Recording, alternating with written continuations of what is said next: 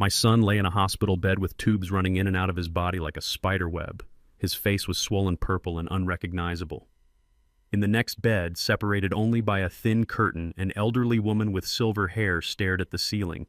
She had no visitors, no flowers, no get-well cards. For 3 days I brought her breakfast from the cafeteria because nobody else seemed to care if she ate. I thought she was senile. I thought she was lost in her own world. I was wrong. On the morning my son was set to be discharged while his wife was arguing with the billing department, this frail woman reached out and grabbed my wrist with a grip that felt like steel. Her eyes, which I thought were cloudy with age, suddenly became sharp and terrified. She pulled me close, her voice a raspy hiss right into my ear. "It was not an accident, Mr. King. Run. Run away from him now before you end up in the morgue. My name is Reginald King. I am 70 years old. To my neighbors in this quiet Chicago suburb, I am just a retired widower who drives a beat-up truck, tends to his garden, and lives on a fixed pension. They see my gray hair, my slow walk, and my calloused hands, and they assume I am fragile. They assume I am simple. They have no idea that for 40 years I was a structural engineer whose patents keep half the skyscrapers in this country from collapsing during an earthquake. I learned a long time ago that the strongest foundations are the ones you cannot see. I kept my wealth hidden to protect my family. I wanted my son to build his own character, not live off my success. But 3 nights ago, standing in that sterile hospital room, I realized that the only thing my silence had protected was the monster sleeping under my own roof. It started with a phone call at 2:14 in the morning. No good news ever travels at that hour. The ringtone sliced through the silence of my house like a siren. I fumbled for my glasses, my heart hammering against my ribs before I even answered. It was the emergency room at St. Jude's Hospital. "Your son Terrence has been in a severe car accident," the voice on the other end said. "You need to come immediately." I did not even change out of my pajamas. I threw a trench coat over them, grabbed my keys, and drove through the red lights. My hands were shaking on the steering wheel. Terrence is 38 years old. He is my adopted son, the boy I took in when he was just a toddler, the boy I raised to be a man. I thought of him lying on a stretcher, bleeding, dying. I prayed to a God I hadn't spoken to in years.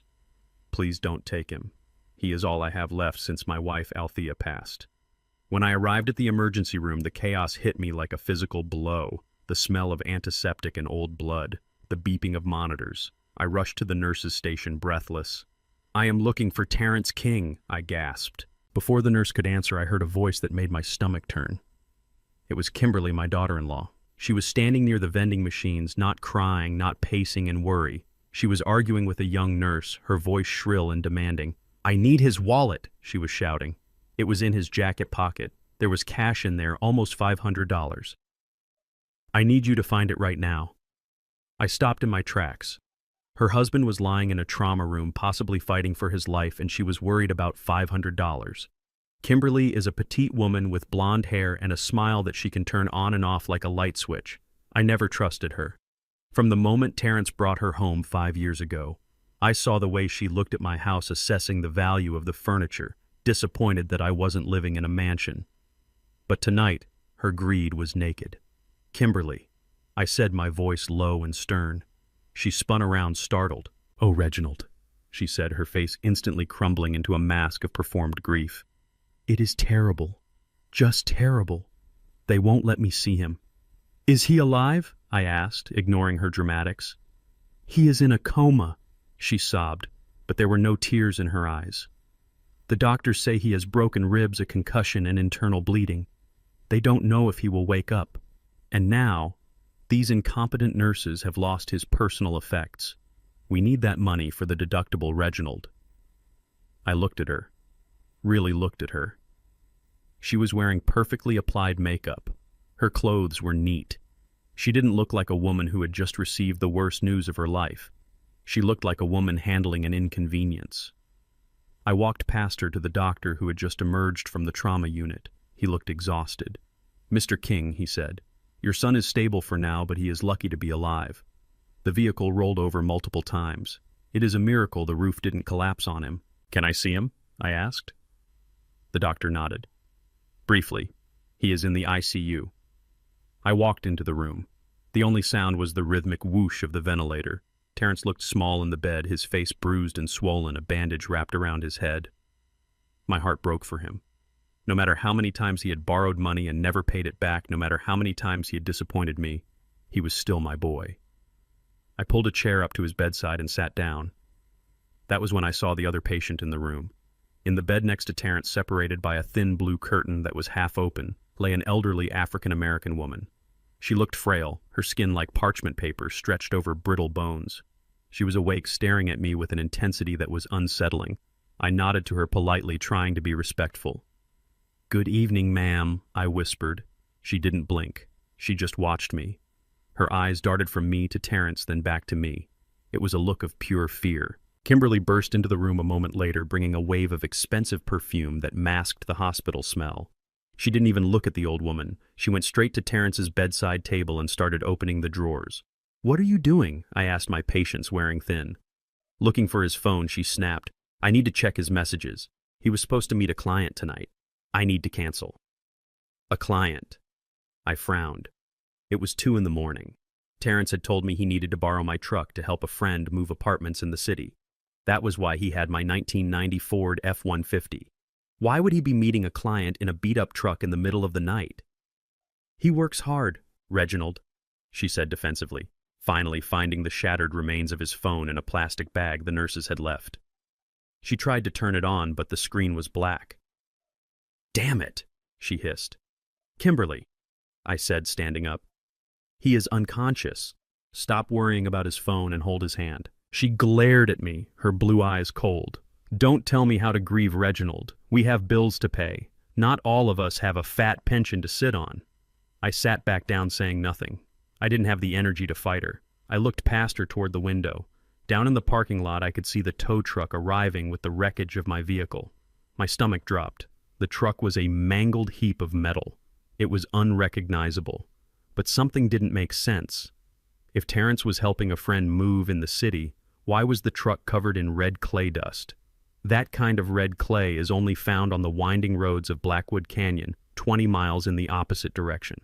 Why was my son driving my old truck on a dangerous mountain road in the middle of the night when he said he would be in the city? The question gnawed at me all night. I stayed in that chair watching the rise and fall of my son's chest. Kimberly eventually fell asleep on the small sofa in the corner, snoring softly. But the old woman in the next bed, Ms. Etta, never closed her eyes. Every time I looked up, she was watching me. Over the next 3 days, a strange routine developed. I practically lived at the hospital. Kimberly would come and go, always complaining about the cafeteria food, the uncomfortable chairs, or the nurses. She spent more time on her phone in the hallway than she did with her husband. Ms. Etta, I learned, had no family. No visitors came for her. The nurses were overworked and often forgot to bring her meal trays on time. On the second day, I saw her trying to reach a cup of water with a shaking hand. She couldn't reach it. Kimberly was sitting right there, scrolling through Instagram, ignoring the woman's struggle. I got up, poured a fresh cup of water, and held the straw to Ms. Etta's lips. She drank greedily. "Thank you," she whispered. Her voice was like dry leaves scraping together. "You are welcome, ma'am," I said. "My name is Reginald." "Etta," she replied. From then on, I made sure she ate. I brought her extra Jell-O from the cafeteria. I adjusted her pillows. We didn't talk much, but there was a silent understanding between us. I saw the way she looked at Kimberly when my daughter-in-law wasn't paying attention. It wasn't just dislike, it was suspicion. On the 3rd morning, Terrence woke up. It was a relief, but it was also strange. He didn't ask what happened. He didn't ask about the truck. The first thing he did when he opened his eyes and saw me was flinch. He looked terrified. "Dad," he croaked. "You are here." "Of course I am here, son," I said, reaching for his hand. He pulled his hand away quickly, wincing as if my touch burned him. Kimberly rushed over, pushing me aside. "Baby, you are awake." "Oh, thank God. We were so worried about the insurance. About you." She leaned in close to him, whispering something in his ear that I couldn't hear. I saw Terrence's eyes widen. He nodded slowly, his gaze shifting to me, then looking away shamefully. The doctor came in and did an assessment. Remarkably, Terrence was going to be fine. He had a severe concussion and broken ribs, but no permanent damage. He could be discharged the next day. Kimberly was ecstatic, but not for the right reasons. She immediately started asking the doctor about disability paperwork and injury settlements. While she was distracted, I turned to gather my coat. I needed to go home and shower. Mr. King. A small voice called out. I turned to Mrs. Etta's bed. She was sitting up, looking agitated. Her monitor was beeping a little faster. Yes, Ms. Etta. Do you need water? Come here, she said. Closer. I walked over to her bedside. She looked past me, ensuring Kimberly was still arguing with the doctor in the hallway. When she saw the coast was clear, she reached out. Her hand, bony and cold, clamped onto my forearm with surprising strength. Her fingernails dug into my skin. She pulled me down until my ear was inches from her lips. The smell of stale hospital air and fear came off her in waves. It was not an accident, she whispered. I frowned, confused. What do you mean I hurt him? She hissed, her eyes darting toward the door where Kimberly was standing. The night they brought him in. He wasn't fully under yet. He was mumbling. He thought he was talking to her. Talking to whom, I asked, my heart beginning to pound a slow, heavy rhythm. His wife. He said it didn't work. He said the brakes were supposed to fail later. He said he messed up the timing. I froze. My blood turned to ice in my veins. The brakes! He did it to himself. Mr. King, she said, her voice trembling with urgency. But he didn't mean to be in the truck. He was talking about the insurance money. He said the old man was supposed to be driving it. The room spun. The red clay dust. The mountain road. My truck. I was supposed to go fishing that night. I always went fishing on Tuesday nights up in Blackwood Canyon. It was my routine. But my back had been acting up, so I stayed home. Terrence had come over unexpectedly and asked to borrow the truck for a friend. He wasn't borrowing it. He was taking it to test his work. Or maybe he forgot. Maybe he was so high or so desperate that he forgot he had sabotaged the very vehicle he was driving. He was crying about the money. Ms. Etta continued, tears welling in her cloudy eyes. He said she is going to kill him for messing it up. He is afraid of her, Mr. King. But you need to be afraid of him. She squeezed my arm harder, desperate to make me understand. Run, she whispered. Run away from him now. Run before you end up in the morgue. They are not done. I heard her on the phone yesterday. She said Plan A failed, so they have to move to Plan B. I stood up straight, my mind racing. I looked at Terrence, my son, lying in the bed with his eyes closed, feigning sleep. I looked at Kimberly in the hallway, laughing at something on her phone. Plan B. Thank you, Etta, I whispered. I patted her hand gently, trying to hide the trembling in my own fingers. I grabbed my coat and walked out of the room. I didn't say goodbye to my son. I didn't look at Kimberly. I walked straight to the elevator, my footsteps echoing on the linoleum floor. I needed to get out of there. I needed to think. But more importantly, I needed to see the truck. I needed to see the brake lines. As I stepped out into the cold night air of the hospital parking lot, I realized that the accident wasn't a tragedy. It was a failed execution. And the target wasn't Terrence. It was me. I pulled my phone out of my pocket. My hands were shaking so bad I could barely dial. I called the one man I knew I could trust, Detective Lewis. We served in Vietnam together. He was retired now, but he still had connections at the impound lot. Lewis, I said when he answered, I need a favor. I need you to get my truck released from the police impound to your private garage. Tonight. Reggie, what's going on? You sound like you've seen a ghost. I have, Lewis, I said, looking back up at the fourth-floor window where my son lay. I think my son just tried to kill me, and I need you to prove it. I hung up the phone and got into my taxi. The driver asked me where to go. I gave him my address, but as we pulled away, I checked my rearview mirror. I wasn't going home to sleep. I was going home to war. I am Reginald King, and nobody hurts my family. Not even my family. I stood frozen by the side of Ms. Etta's bed. Her words were still echoing in my ears like a gunshot in a canyon. Run away from him now. The fear in her cloudy eyes was so raw and so terrified that it made my own hands tremble.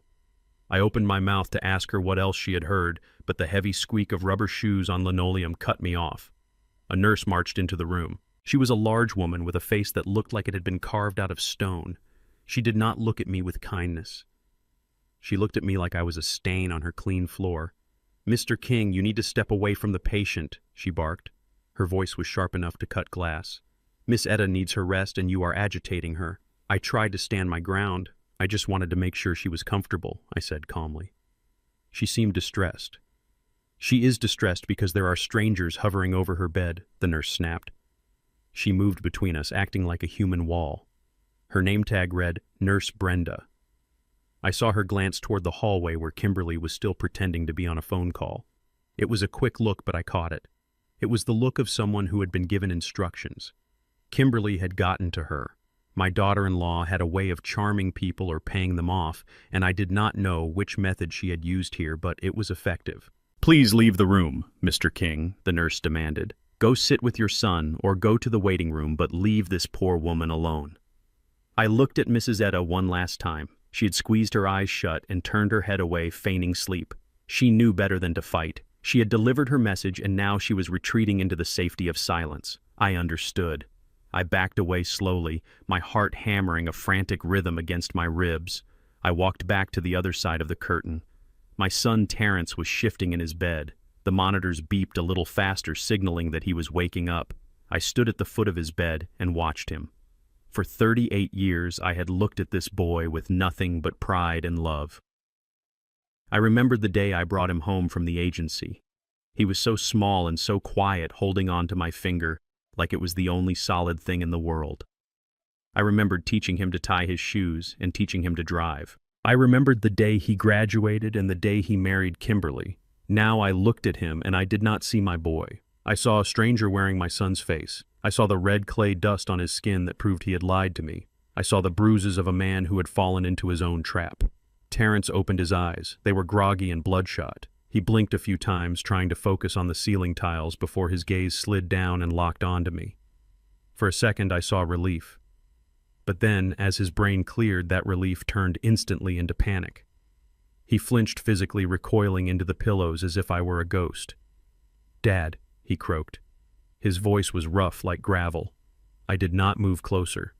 I did not rush to comfort him as I would have done yesterday. I stood my ground, my hands clasped behind my back to hide how much they were shaking. "Hello, Terrence," I said. My voice sounded foreign to my own ears. It was cold. It was the voice of the engineer who builds bridges, not the father who builds tree houses. "Where is Kimberly?" he asked, looking around the room frantically. He did not ask how he got here. He did not ask if I was okay. He asked for his accomplice. "She is outside," I said. "You had quite an accident, son. You are lucky to be alive." He swallowed hard, his Adam's apple bobbing in his throat. "Yeah," he whispered. "Lucky." "Why were you in the mountains, Terrence?" I asked. I kept my tone even, but I watched his face closely. I watched for the twitch of a lie. "You told me you were helping a friend move in the city. There are no moving vans in Blackwood Canyon." He froze. His eyes darted to the door, then back to his lap. He picked at the hospital blanket, his fingers nervous and twitchy.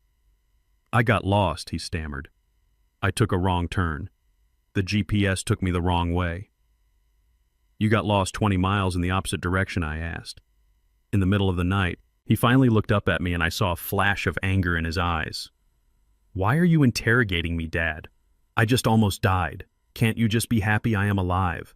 Before I could answer, the door swung open. A police officer walked in holding a large, clear plastic bag. He looked tired.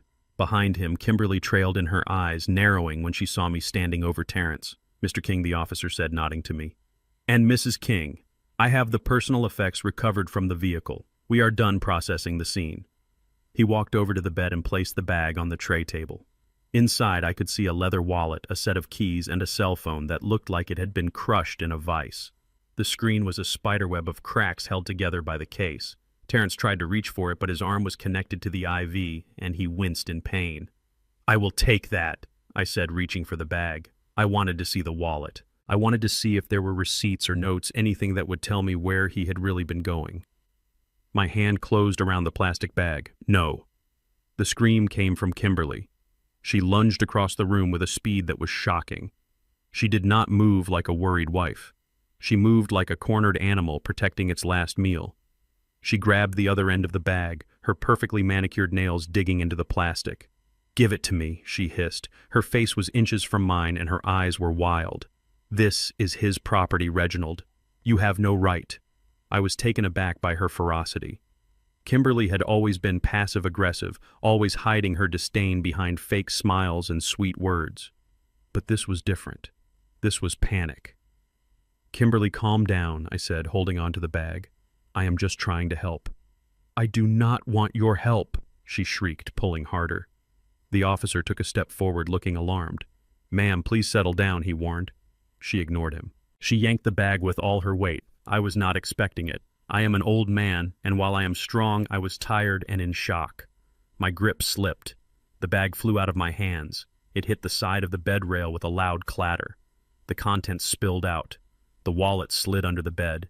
The keys jingled to the floor, but the phone landed right on the mattress between Terrence's legs. The impact must have jarred something inside the broken device. The shattered screen flickered to life. It buzzed violently against the sheets. Time seemed to slow down. I looked at the phone. Kimberly froze her hand, half reached out to grab it. Terrence looked down, his face draining of all color. Through the cracks in the glass, a bright notification bubble appeared. It was a text message. The font was large enough that even with my old eyes I could read it clearly against the black background. The message was from a contact saved only as The Shark. "Is the old man dead yet? I need my money." The words burned themselves into my retinas. Is the old man dead yet? The room went silent. The only sound was the hiss of the oxygen machine. I looked at the message, then I looked at Terrence. He was staring at the phone, and then he looked at me. He did not look confused. He looked guilty. He looked like a man who had just been caught standing over a corpse with a smoking gun. I looked at Kimberly. She was pale, her mouth open in a silent gasp. She snatched the phone off the bed so fast it was a blur and shoved it into her purse. "It is spam," she said quickly, her voice high and breathless. "Just a spam message. You know how it is. Wrong number." She looked at the officer and forced a laugh that sounded like glass breaking. "These scammers never stop, do they, officer? Even when you are in the hospital." The officer looked confused, but he didn't intervene. He didn't know. He didn't know that the old man was me. I stood there feeling the floor tilt beneath my feet. My heart felt like it had stopped beating. It wasn't just a suspicion anymore. It wasn't just the rambling of an old woman in the next bed. It was right there in black and white, glowing on a broken screen. Is the old man dead yet? They weren't waiting for me to die of old age. They weren't waiting for cancer or a heart attack. They were active participants. They were on a schedule, and they owed money to someone called the Shark. I felt a coldness spread through my chest that had nothing to do with the hospital air. It was the death of hope, the death of the father I used to be. The man who stood in that hospital room was no longer a father. He was a target. I looked at Terrence one last time. He refused to meet my eyes. He was staring at his hands, picking at his cuticles, just like he used to do when he was a child and had broken a vase. But he hadn't broken a vase. He had broken us. "I see," I said quietly. My voice was steady. It surprised me how steady it was. I turned to the officer. "Thank you, officer. I think my daughter-in-law has everything under control." I turned my back on them. I did not say goodbye. I walked out of the room. I walked past the nurse's station. I walked past the security guard. I walked out the sliding glass doors into the night. The air outside was biting cold.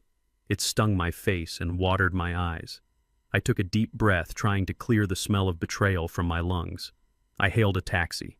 The driver was a young man with music playing softly on the radio. He asked me where I was going. "Home," I said. But as we drove through the dark streets, I realized I wasn't safe there. They had keys. They lived there. My sanctuary had become a trap. I pulled my own phone from my pocket. My hands were shaking so badly I had to use both hands to hold it steady. I scrolled through my contacts until I found the name I needed. Detective Lewis. He wasn't really a detective anymore. He had retired 5 years ago, but once a cop, always a cop. We had served in the same platoon in Vietnam. He owed me his life and I owed him mine. We didn't talk often, but when we did, it mattered. I pressed call. It rang 4 times. Reggie Lewis's voice was thick with sleep. "It is 3 in the morning. Is everything okay?" "No, Lewis," I said. I was staring out the window at the passing streetlights, watching them blur. "Nothing is okay." "What do you need?" he asked, instantly awake. The soldier in him was snapping to attention. "My truck," I said. "It was towed from the accident scene. The police have released it. It is at the impound lot on 4th Street. "Okay," Lewis said slowly. "You want me to give you a ride to get it?" "No," I said. "I need you to go get it. Use your badge. Use your connections. Get it out of there tonight. Do not take it to a shop. Take it to your private garage. The one with the pit." "Reggie, what is going on?" Lewis asked, his voice dropping an octave. "I think someone cut the brake lines, Lewis," I said. There was a long silence on the other end of the line. "Who was driving?" he asked. "Terrence," I said. Another silence. He knew how much I loved that boy. He knew what I was saying without me having to say it. "And who was supposed to be driving?" he asked softly. "Me," I whispered. The word caught in my throat like a fishbone. It was supposed to be me. I heard the sound of bedsheets rustling and feet hitting the floor on the other end of the line. "I am on my way," Lewis said. "Go home, Reggie. Lock your door. Do not let anyone in. Not even them. Especially not them." I hung up the phone. The taxi turned onto my street. My house looked the same as it always did. The porch light was on. The flower beds were neat. It looked like a home. But as I paid the driver and walked up the driveway, I knew it wasn't a home anymore. It was a battlefield. And the enemy was sleeping in my guest room. I unlocked the front door and stepped inside. The silence of the house usually comforted me. Tonight it felt heavy. It felt like the house was holding its breath, waiting to see what I would do. I didn't go to bed. I went to the kitchen. I made a pot of coffee, black and strong. Then I went to my study and locked the door. I sat at my desk and pulled out a fresh legal pad. I wrote down everything. The accident, the clay dust, Ms. Etta's warning, the nurse, the text message, the shark. I looked at the words on the paper. They looked like the plot of a bad movie. But they were my life. My son wanted me dead. He needed money, and he needed it fast. And he had failed, which meant he would try again. I sat there in the dark, watching the sun come up, waiting for Lewis to call, waiting for the proof that would break my heart once and for all. I was not going to run. Not yet. I was going to wait, and I was going to be ready. 5 a.m. is the darkest time of the night. It is the hour when the world is silent and the ghosts of your past come to sit at your kitchen table. I sat there with a cold mug of coffee watching the phone. I was waiting for Lewis to call. I knew he was at his garage. I knew he was under my truck. I knew he was looking at the metal and rubber guts of my old Ford F-150. When the phone finally rang, the sound was so loud in the quiet house that I nearly knocked over my mug. I picked it up on the first ring. "Tell me, Lewis," I said. There was a pause on the other end. I could hear the background noise of his shop. I could hear the clink of a wrench hitting concrete. "Reggie, you need to sit down," Lewis said. His voice was heavy. It was the same voice he used 50 years ago when he had to tell a soldier that his leg was gone. "I am sitting, Lewis. Just tell me." "It was not wear and tear, Reggie," he said. "I checked the brake lines. Both of them. They were cut." I closed my eyes. Hearing it was different than suspecting it. Suspecting it was a nightmare. Hearing it was reality. "Cut how I asked," Clean Lewis said. "Whoever did this used wire cutters. But they were smart about it. They did not cut all the way through. They cut about 70% of the way through the line. 70%. I am an engineer. I know what 70% means. It means the brakes would work fine in the driveway. They would work fine at the first stop sign.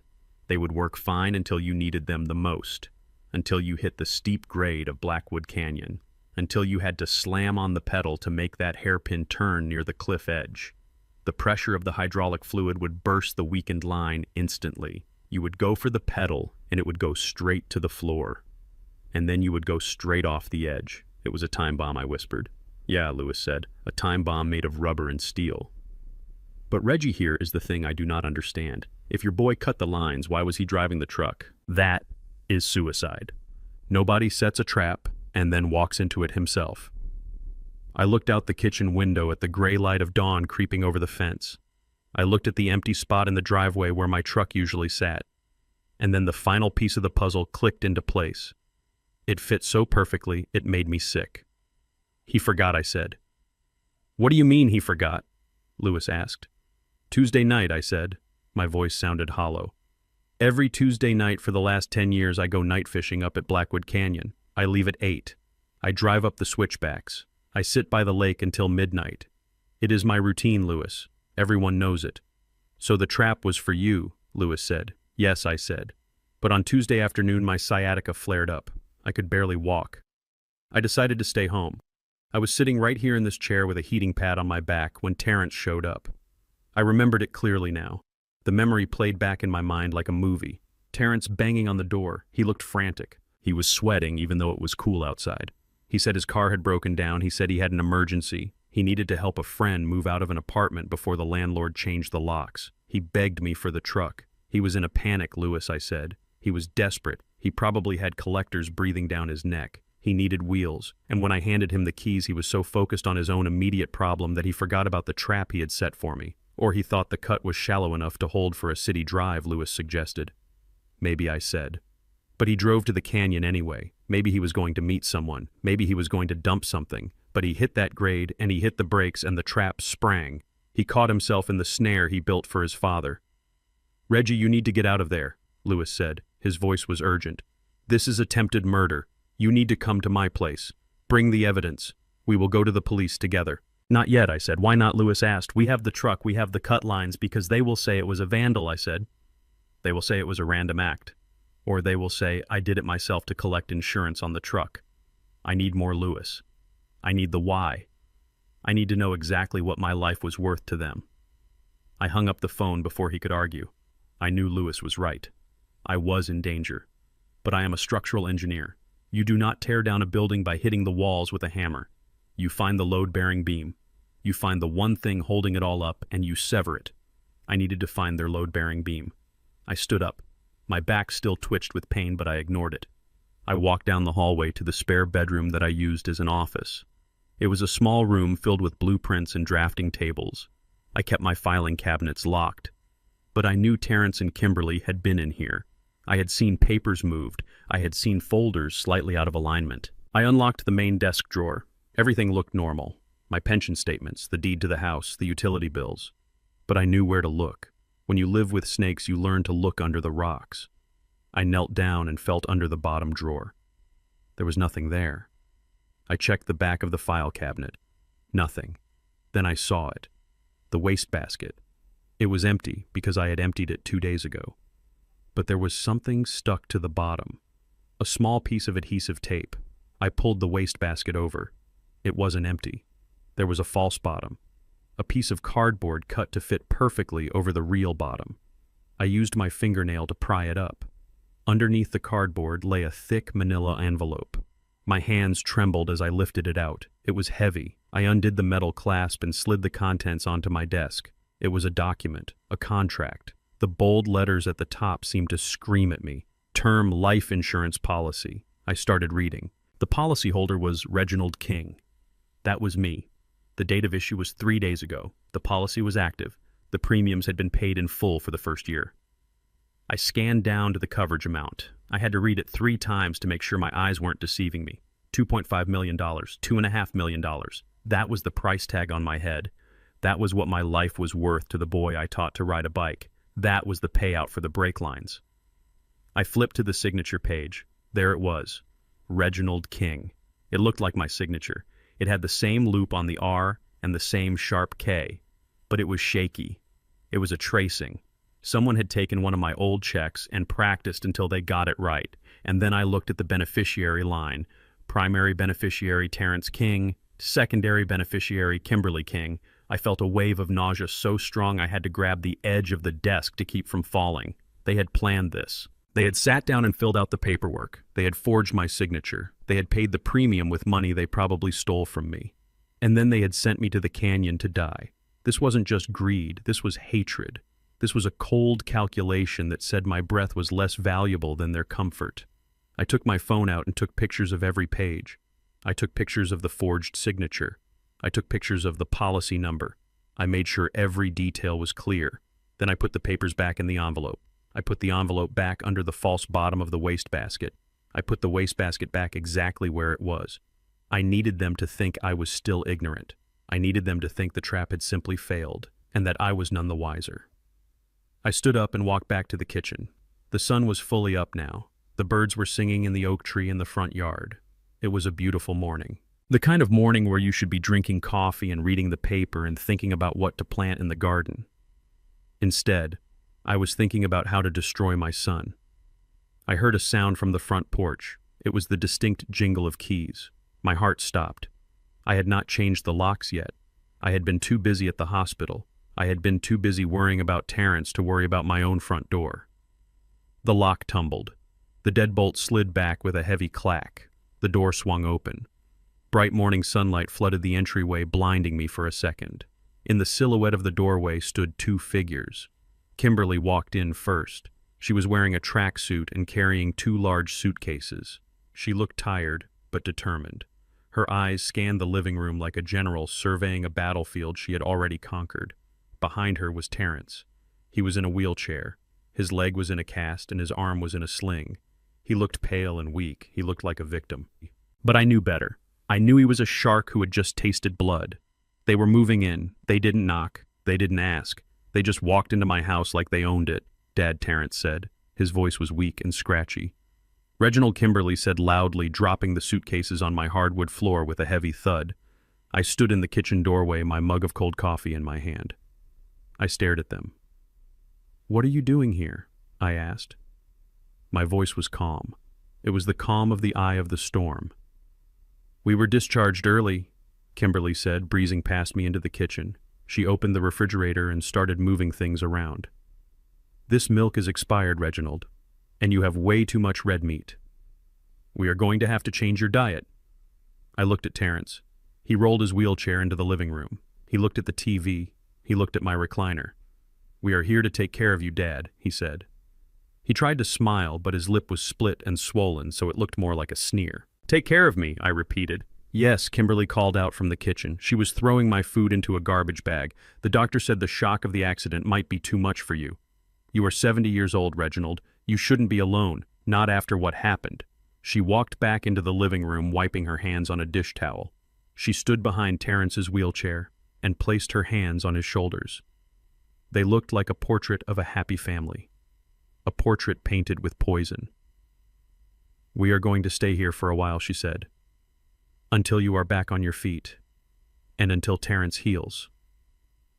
It makes sense. We can help each other. We can be a family again." She smiled. It was a cold smile. It didn't reach her eyes. Her eyes were calculating. They were looking at the walls and measuring the square footage. They were looking at me and calculating the days I had left.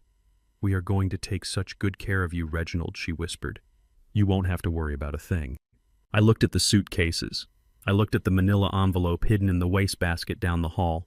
I looked at the text message burned into my memory. Is the old man dead yet? No, I thought. The old man is not dead. The old man is just waking up.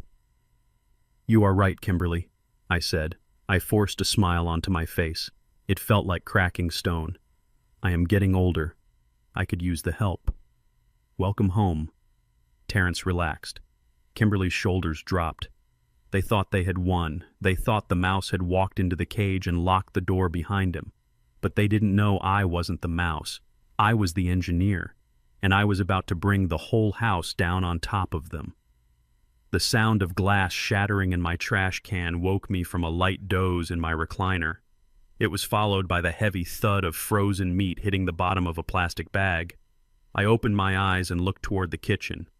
Kimberly was standing there like a general clearing a battlefield. She had the freezer door open, and she was systematically destroying my life one grocery item at a time.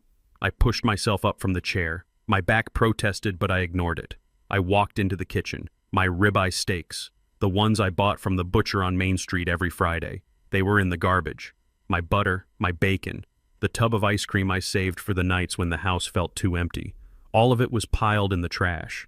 "What are you doing?" I asked. My voice was calm, but my hands were clenched into fists at my sides.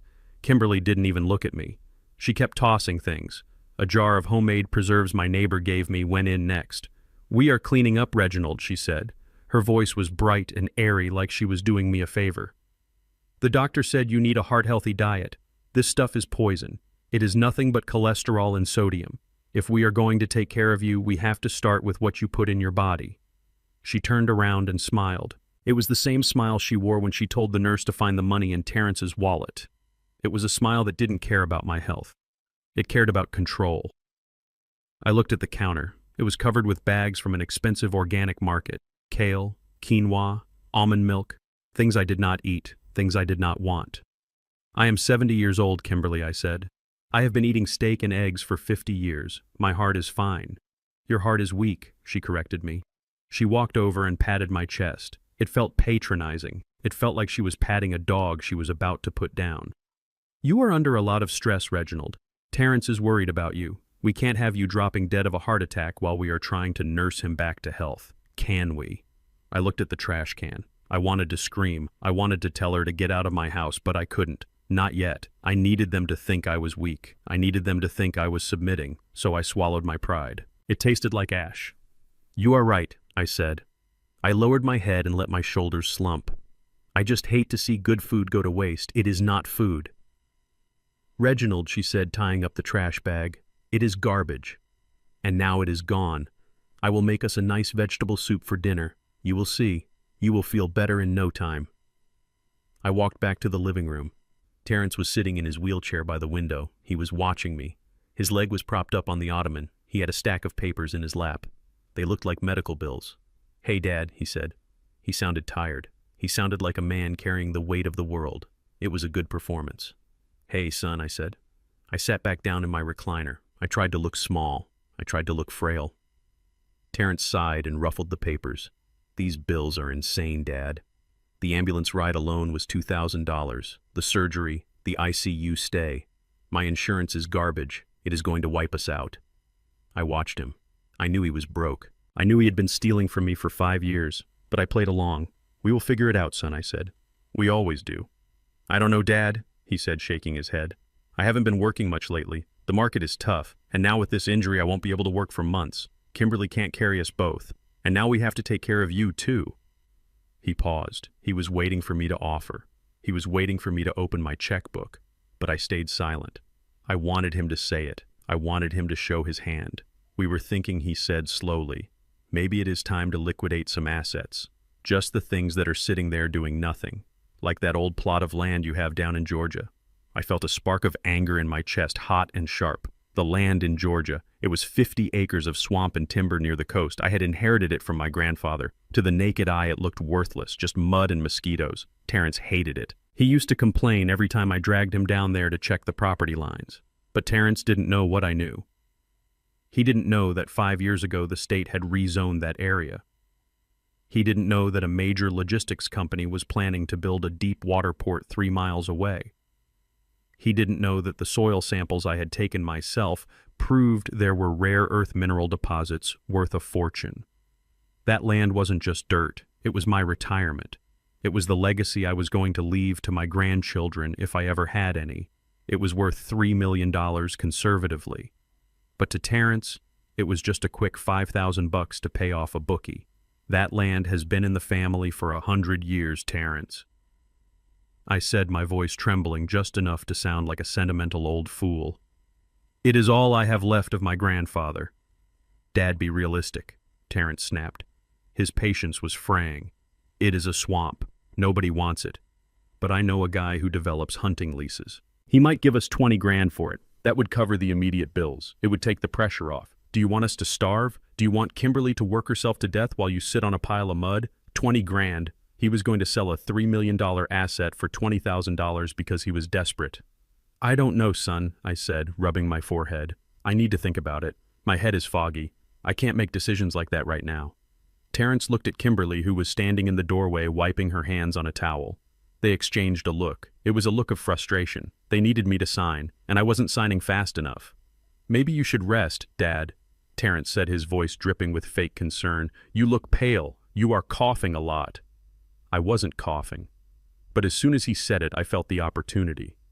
I let out a dry, raspy cough. I doubled over, clutching my chest.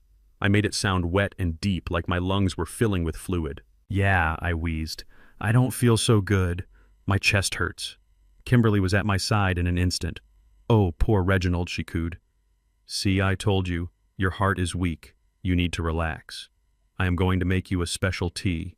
It is an herbal blend. My mother used to make it. It helps with circulation and calms the nerves." She practically ran back to the kitchen. I watched her go. I saw her fill the kettle. I saw her reach into her purse, which was sitting on the counter. It wasn't the box of tea bags she reached for. I shifted in my chair, trying to get a better angle. The hallway mirror was angled just right. I could see into the kitchen if I leaned to the left. I saw Kimberly's reflection. She was standing with her back to me. She took a small white packet out of her purse. It looked like a sugar packet, but it wasn't branded. It was plain white paper. She tore the top off with her teeth. She poured the white powder into a mug. Then she poured the hot water over it. She stirred it vigorously. She added honey and lemon, probably to mask the taste. She threw the empty white packet into the trash can on top of my steaks. My heart hammered against my ribs. This was it. This wasn't just bad food. This wasn't just financial pressure. This was chemistry. She walked back into the living room holding the mug with both hands. Steam rose from it, smelling of chamomile and something else. Something bitter and metallic. "Here you go, Reginald," she said, offering me the mug. "Drink this. All of it. It will make you sleep like a baby." I took the mug. It was warm in my hands. I looked at the liquid. It looked innocent. It looked like love. "Thank you, Kimberly," I said. "You are too good to me." I brought the mug to my lips. The smell hit me. Under the lemon, there was a chemical scent like crushed almonds. I knew that smell. I was an engineer. I knew about solvents and compounds. I pretended to take a sip. I let the liquid touch my lips, but I kept my teeth closed. I made a swallowing sound. "Is it good?" she asked, watching me intently. "It is delicious," I lied. "It is very soothing." "Good," she said. "Drink up. I have to go check on the laundry." She walked away, but she didn't go far. She stood in the hallway listening. She was waiting for the thud. She was waiting for the old man to collapse. I waited until she was out of sight. Terrence was busy on his phone texting someone, probably the shark, telling him the money was coming. He wasn't looking at me. I looked at the African violet on the side table. It was Althea's plant. She had nurtured it for 20 years. It had purple flowers that bloomed year-round. It was vibrant and alive. "I am sorry, Althea," I whispered. I poured the entire mug of tea into the soil of the plant. The dry earth sucked it up instantly. It vanished without a trace. I sat back in my chair and feigned drowsiness. I let my head loll to the side. I let my mouth hang open slightly. 10 minutes later, Kimberly came back. She saw the empty mug on the table. She saw me slumped in the chair. "Is he asleep?" she whispered to Terrence. "Yeah," Terrence said, not looking up. "He is out cold." "Good," she said. "That should keep him quiet until tomorrow. Did he say yes about the land?" "He is stalling," Terrence said. "But he is weak. He will break.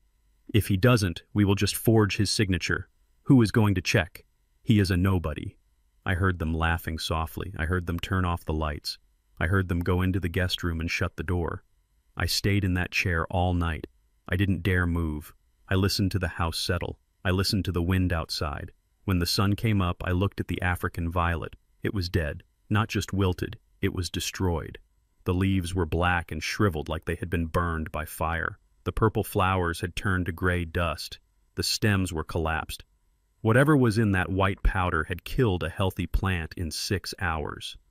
I stared at the dead plant and I felt a cold rage settle into my bones. It wasn't fear anymore. Fear is for people who don't know what is coming. I knew exactly what was coming. They weren't just invaders, they were exterminators.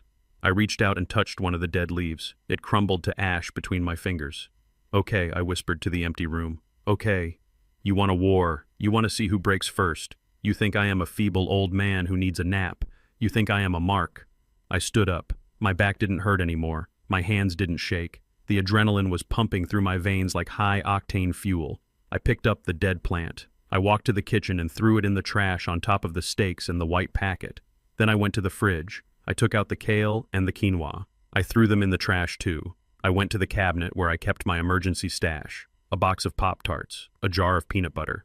I ate. I fueled myself. Because the invasion was over. The occupation had begun, and the resistance started now. I needed to get out of the house. I needed to talk to Lewis. I needed to get that white packet out of the trash and into a lab. But as I turned to the back door, I saw something that made me stop. Kimberly had installed a new lock, a keypad deadbolt, and I didn't know the code. I went to the front door. Same thing. A new keypad. They hadn't just moved in, they had locked me in. I was a prisoner in my own home. I looked at the keypad. The numbers glowed red. "Reginald," she had said, "we are going to take such good care of you." I smiled. It was a grim smile. They thought they had locked me in with them, but they were wrong. They had locked themselves in with me. I woke up with the sun hitting my face, but the coldness in my chest had not thawed. The house was quiet, too quiet. It was the silence of a predator waiting in the tall grass. I knew I had to get out. I knew I had to see Lewis. But I also knew that the prison walls were closing in. I reached for my smartphone on the nightstand. I swiped the screen to check the time. That was when I saw it. A small icon in the top corner of the screen. A blue triangle. It was a location services icon. I had disabled that feature years ago because I did not like big tech companies tracking my movements to the hardware store. I opened the settings menu. My hands were steady now. The shock had worn off and the engineer in me had taken over. I scrolled down to the privacy tab. There was a new app installed. Family Guardian. It was a tracking app. It was designed for parents to track their children, or in this case for children to track their prey. Kimberly. She had installed it while I was sleeping. Or maybe she did it yesterday when she pretended to charge my phone because the battery was low. She wanted to know where I was every second of the day. If I went to the police station, she would know. If I went to the bank, she would know. If I went to meet a private investigator, she would know. I looked at the door. I could hear her downstairs rattling pots and pans, making a show of being the dutiful daughter-in-law. She was making noise to cover the sound of her listening. I needed to meet Lewis. He had found Miss Etta. The hospital had discharged her the same day I left. They transferred her to a state-run nursing facility on the south side. Lewis said she was lucid. He said she was ready to talk. But if I drove there with my phone, Kimberly would see the little blue dot moving across the city. She would call Terrence. They would intercept me. Or worse, they would get to Etta first. I needed a decoy. I got dressed slowly, putting on my old gardening clothes. I wanted to look like I was just going for a walk to clear my head. I put on my wide-brimmed hat and my sunglasses. I grabbed my cane even though I did not really need it. It added to the illusion of frailty. I walked downstairs. Kimberly was at the stove frying bacon. The smell made my stomach turn. "Good morning, Reginald," she said without turning around. "Sleep well. Like a baby," I lied. "I am going for a walk, just to the park down the street. I need some fresh air. The house is a little stuffy." She turned then. Her eyes scanned me. She looked at my pockets. She was checking to see if I had my phone. "Take your phone," she said, "just in case you fall or get confused. We need to be able to reach you." "Of course," I said, tapping my pocket. "Never leave home without it." I walked out the front door. The morning air was crisp. I walked slowly, shuffling my feet until I was out of sight of the kitchen window. Then I straightened my back and walked with purpose. The park was 3 blocks away. It was a small playground with a few benches and a basketball court. At this hour it was mostly empty except for a few joggers and a group of kids playing basketball before school. I walked over to the court. There was a boy sitting on the bench watching the game. He looked about 12 years old. He was wearing headphones and tapping his foot to music I could not hear. "Excuse me, young man," I said. He pulled one earbud out and looked at me suspiciously. "Yeah." I reached into my wallet and pulled out a $20 bill. I held it up. "I have a business proposition for you," I said. He looked at the money, then at me. "What kind of proposition?" "I need you to babysit my phone for an hour," I said. He frowned. "You want me to hold your phone?" I unlocked the screen and opened a game app. I handed him the phone and the $20. "I want you to sit here and play this game," I said, "or walk around the park. Just stay in the park. Do not leave the park. In 1 hour I will come back for it. If it is still here, I will give you another 20. The kid smiled. It was the smile of someone who just won the lottery. "Deal old school." I handed him the device. I watched as the GPS signal locked onto his location. To Kimberly, watching her screen back at the house, it would look like I was sitting on a park bench feeding the pigeons. It would look like I was exactly where I said I would be. I walked to the other side of the park. A gray sedan pulled up to the curb. The window rolled down. Detective Lewis was behind the wheel. He looked tired, but his eyes were sharp. "Get in, Reggie," he said. "We do not have much time." I got in. The car smelled of stale coffee and old leather. Lewis pulled away from the curb, merging into traffic. He drove fast but smooth. He knew the city like the back of his hand. "She is at the Shady Grove facility," Lewis said. "It is not a nice place, Reggie. It is where they put people who have no money and no family. It is a warehouse for the dying." "Why did they move her so fast?" I asked. "She was still recovering. Bed space," Lewis said grimly. "And maybe someone paid to have her moved. Someone who wanted her out of the way." I looked at him. "You think Terrence did that?" "I think your son covers his tracks," Lewis said. "He saw you talking to her. He saw you bringing her food. He got paranoid. He wanted her gone." We pulled up to the nursing home 20 minutes later. It was a brick building with barred windows and peeling paint. There were people sitting in wheelchairs on the porch staring at nothing. The air smelled of industrial cleaner and despair. We signed in at the front desk. Lewis flashed his retired badge and the receptionist did not ask any questions. She just pointed us down a long hallway. "Room 304, she said without looking up. We walked down the hall. I heard moans and coughing coming from the open doors. It broke my heart. These people had lives once. They had families. Now they were just numbers in a file. We found room 304. It was a small room with 2 beds. One was empty. In the other lay Ms. Etta. She looked smaller than she had in the hospital. She was curled up on her side facing the wall. She was wearing a faded hospital gown. "Ms. Etta," I whispered. She stiffened, but she did not turn around. "It is Reginald King," I said. "The man from the hospital. I brought you some soup." Slowly she rolled over. Her eyes widened when she saw me. Then she looked at Lewis. "He is a friend," I said. "He is a police officer. He is here to help." She sat up. Her hands were shaking. "You came," she said. "I did not think you would come. They told me you were dead." "Who told you that?" I asked, feeling a spike of anger. "The man who moved me," she said. "He said Mr. King had a heart attack. He said I should not wait for him. Lies. All lies to keep us apart." "I am very much alive, Etta," I said, taking her hand, "and I need your help. I need you to tell my friend what you told me. About the phone call, about the accident." She looked at Lewis. He nodded encouragingly. "Just tell the truth, ma'am," he said. "That is all we need." Etta took a deep breath. She looked at the door as if expecting Kimberly to burst in. "It was the day before the crash," she said. "Your son Terrence came to the hospital for a checkup. He had a cast on his wrist from a tennis injury or something. He was walking down the hallway. He stopped right outside my room to use the vending machine." "Go on," I said. "He made a call," she continued. "He did not see me. I was sitting in my wheelchair in the doorway waiting for the nurse. He was loud. He was angry." "Who was he talking to?" Lewis asked, taking out a notepad. "I do not know the name," she said. "But he was scared of them. He was pleading. He said, 'Please just give me 48 hours. And then what happened?" I asked. "Then his voice changed," she said. "He started laughing. It was a bad laugh, Mr. King. A cruel laugh. He said, 'Do not worry about the money. The old man trusts me completely. He thinks I am borrowing the truck to move furniture. He has no idea I cut the lines. Tomorrow night he is going fishing. And by midnight I will be $2.5 million richer.'" I closed my eyes. Hearing it from her lips was like being stabbed in the heart again. It was premeditated. It was cold-blooded. He had stood in a hospital hallway and laughed about my death. He said the old man believes anything, Etta whispered. He said you were a fool. I squeezed her hand. "Thank you, Etta. You have no idea how much this helps." Lewis flipped his notepad closed. "That is intent," he said. "That is motive. That is everything we need." We stood up to leave. Etta grabbed my hand again. "Be careful, Mr. King," she said. "He has eyes everywhere, even here." I looked at her. "What do you mean?" "The nurse," she said. "The one who brought me here. She was texting someone. She took a picture of me. I heard her say the package is delivered." I looked at Lewis. He looked back at me. His face was grim. "We need to go, Reggie," he said. "Now."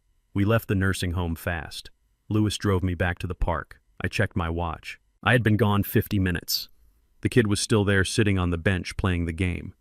"Here you go, sir," he said, handing me the phone. "I beat your high score." I handed him another 20. "Thank you, son. You did a great job." I walked back to my house. My heart was heavy, but my resolve was harder than steel. I had the witness. I had the evidence.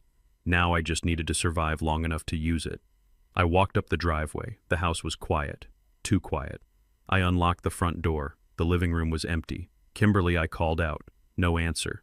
I walked into the kitchen. Empty. I walked down the hall to my bedroom. The door was open. I stepped inside and stopped. Kimberly was standing in the middle of the room. She had pulled the drawers out of my dresser. Clothes were scattered everywhere. She had flipped the mattress. The room was tossed. She turned to face me. She did not look guilty. She looked triumphant. In her hand, she held a small black book. It was bound in leather. It was old and worn. It was my ledger. Not the fake one I kept in the filing cabinet with the modest pension numbers. This was the real one. The one that listed the patent royalties. The one that listed the offshore accounts. The one that listed the real estate holdings in Dubai and London. The one that proved I was worth $52 million. She opened the book. She ran her finger down a column of numbers. Her eyes were wide. Her mouth was open in a rictus of greed. "Reginald," she whispered. Her voice trembled. "What is this?" I stood in the doorway. I did not move. I did not speak. She looked up at me. Her face changed. The disdain was gone. The annoyance was gone. In its place was something much more dangerous. Hunger. "You are not poor," she said. "You never were." She looked at the total at the bottom of the page. 52 million, she breathed. She closed the book and clutched it to her chest. She looked at me, and for the first time since I met her, she smiled a real smile. "Well, Reginald," she said, "I guess we need to have a talk." I looked at her. I looked at the book in her hands. "No, Kimberly," I said. "We are done talking." But as I said it, I knew the game had changed. They weren't just trying to kill me for insurance money anymore, they were trying to kill me for an empire. And they would not stop until they had every last cent. Kimberly stared at the leather-bound ledger in her hands as if it were a holy relic. Her fingers traced the spine, her eyes wide and unblinking. The disdain she usually wore like armor had vanished, replaced by a raw, terrifying hunger. She looked from the pages to me, and for a second I thought she might embrace me, not out of affection, but out of the sheer overwhelming realization of what I was worth. 52 million. She breathed, the number hanging in the air like smoke. She looked back down at the rows of entries. She squinted, her brow furrowing. I saw the moment the realization hit her. She could see the totals, but she couldn't read the details. I had used an alphanumeric coding system I developed 40 years ago for cataloging structural stress points in high-rise foundations. To her, it was just a list of gibberish codes and massive dollar signs. She had the map to the treasure, but she didn't have the key. "What are these accounts, Reginald?" she demanded, her voice tight. "Where is this money held?" I stood in the doorway of my tossed bedroom, my face a mask of stone. "I told you, Kimberly, we are done talking." She glared at me, her knuckles white on the book. She realized she couldn't beat the information out of me. If I died or if I refused to speak, the money would remain locked in offshore trusts, inaccessible forever.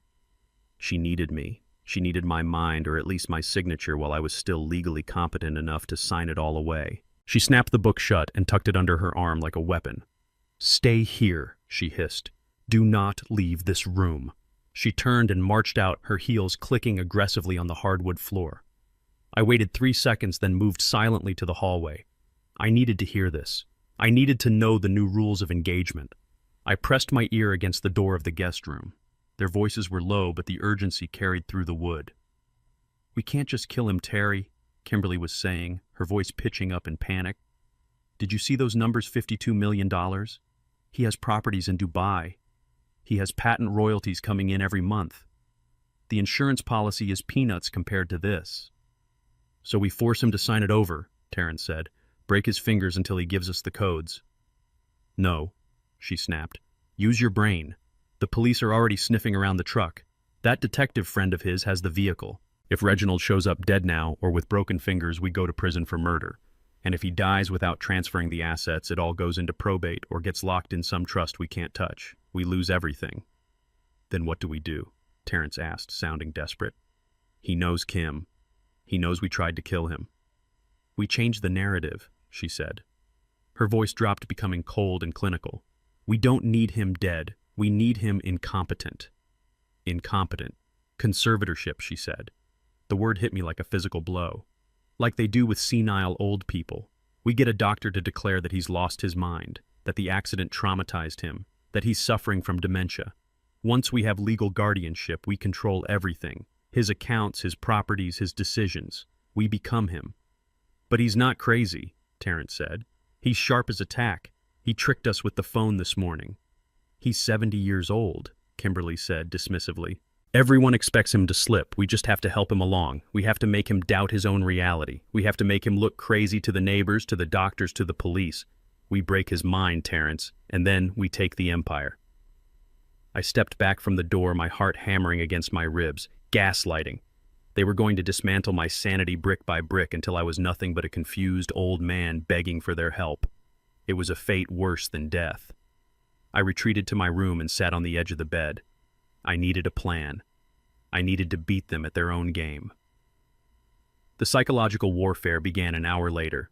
I walked into the kitchen to get a glass of water. The table was set for lunch. There were 3 plates.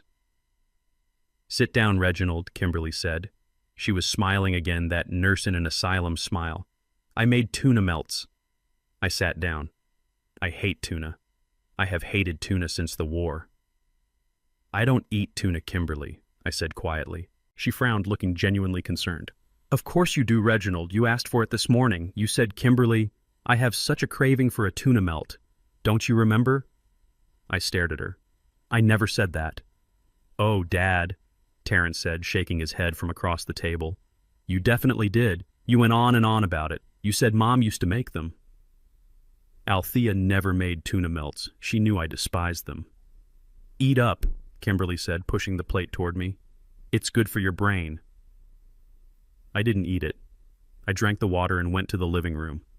I reached for the remote to turn on the news. The remote wasn't on the side table where I always left it. "Where is the remote?" I asked.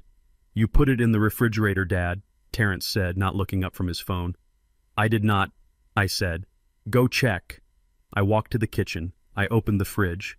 There, sitting on the middle shelf next to the almond milk, was the remote control. I felt a cold shiver run down my spine. I knew I hadn't put it there, but seeing it there misplaced so bizarrely made my stomach lurch.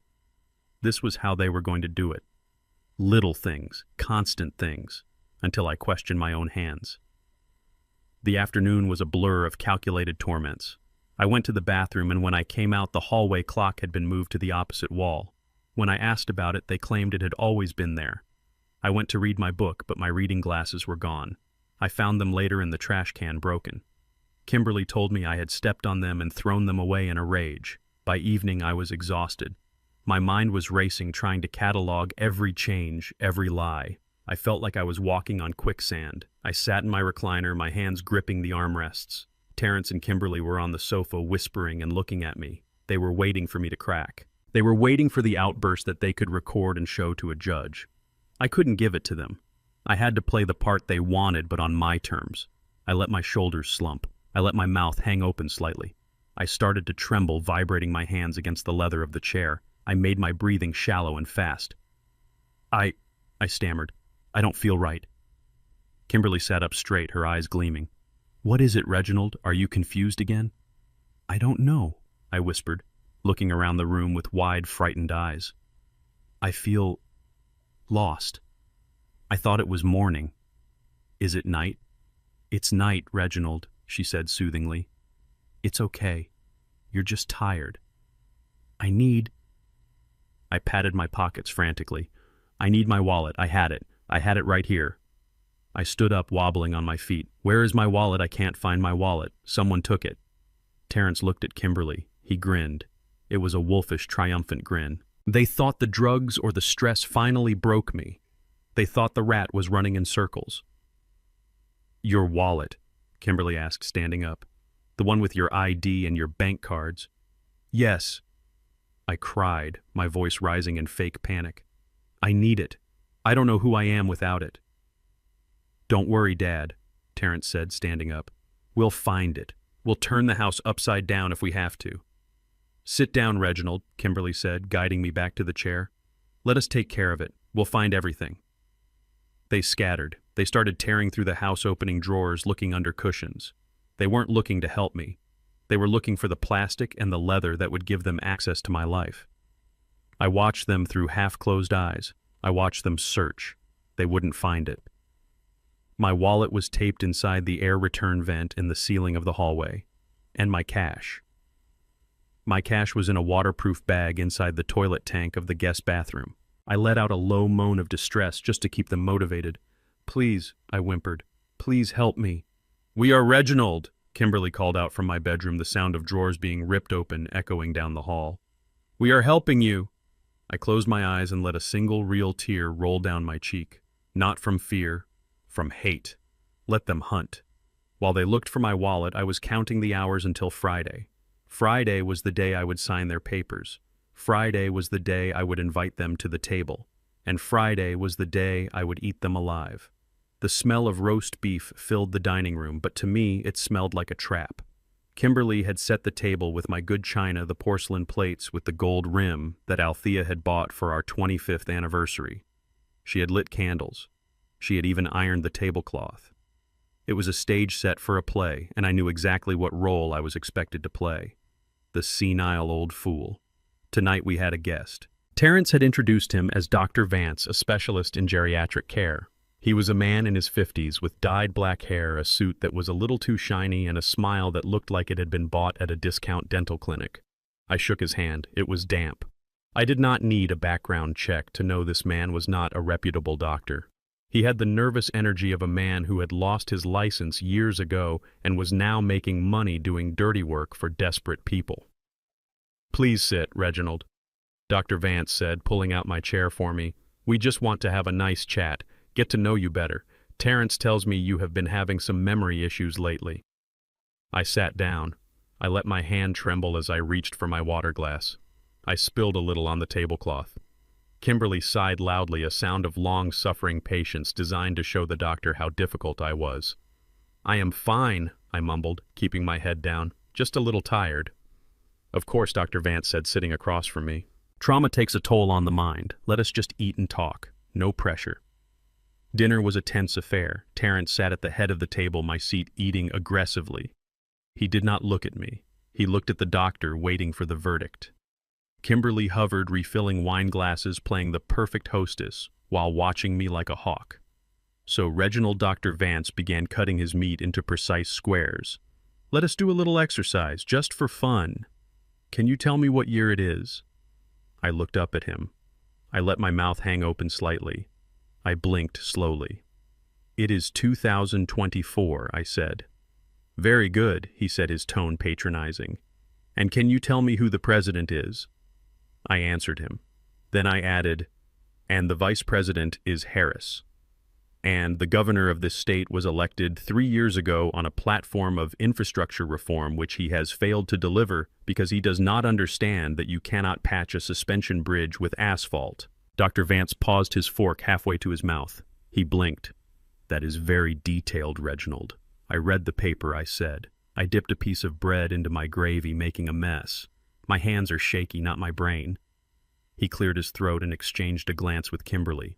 She narrowed her eyes. She wanted him to push harder.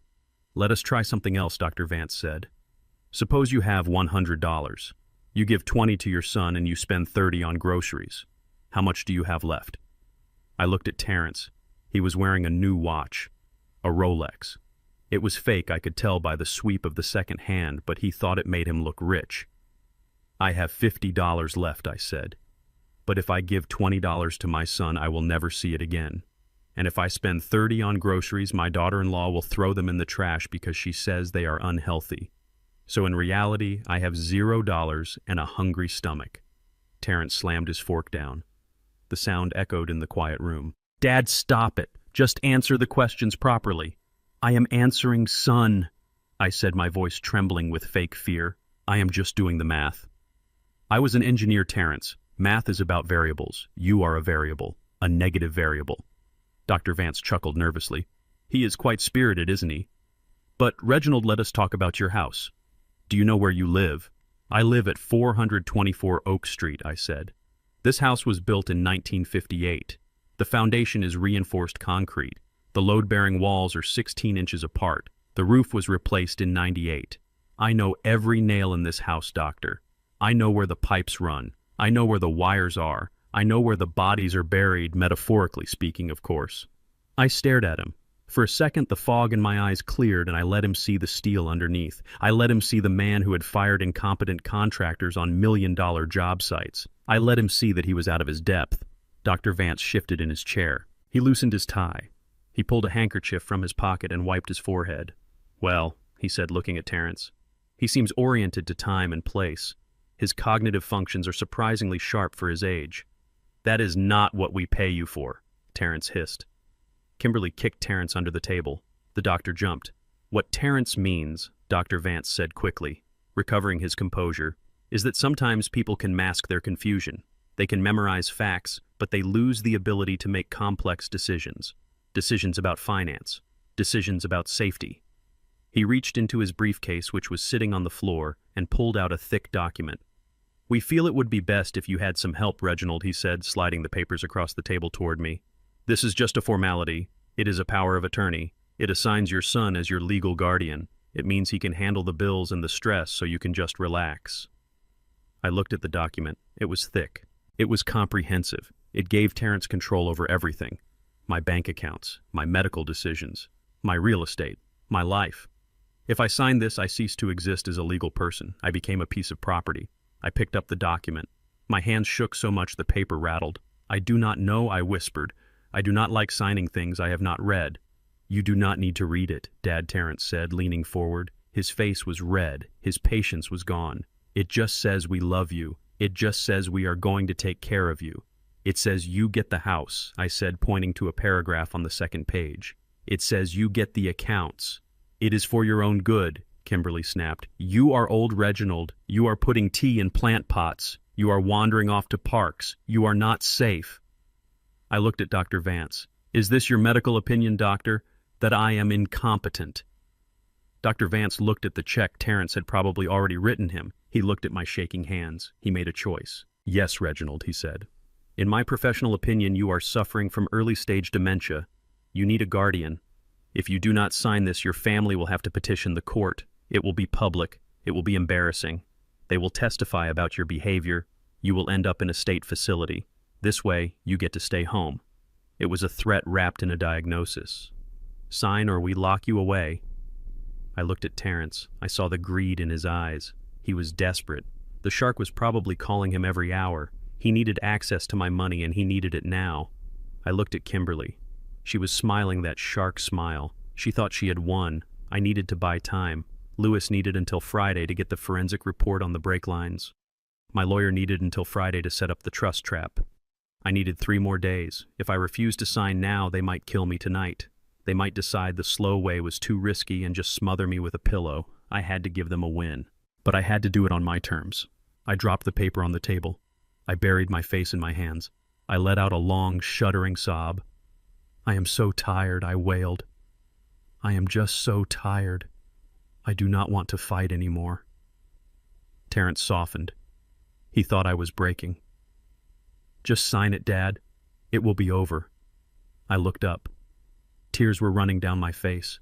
I can produce tears on command. It is a trick I learned to get out of speeding tickets in my 30s. "Okay," I whispered. "You win. I will sign." Kimberly clapped her hands together. "Oh, Reginald, that is wonderful. Do you have a pen?"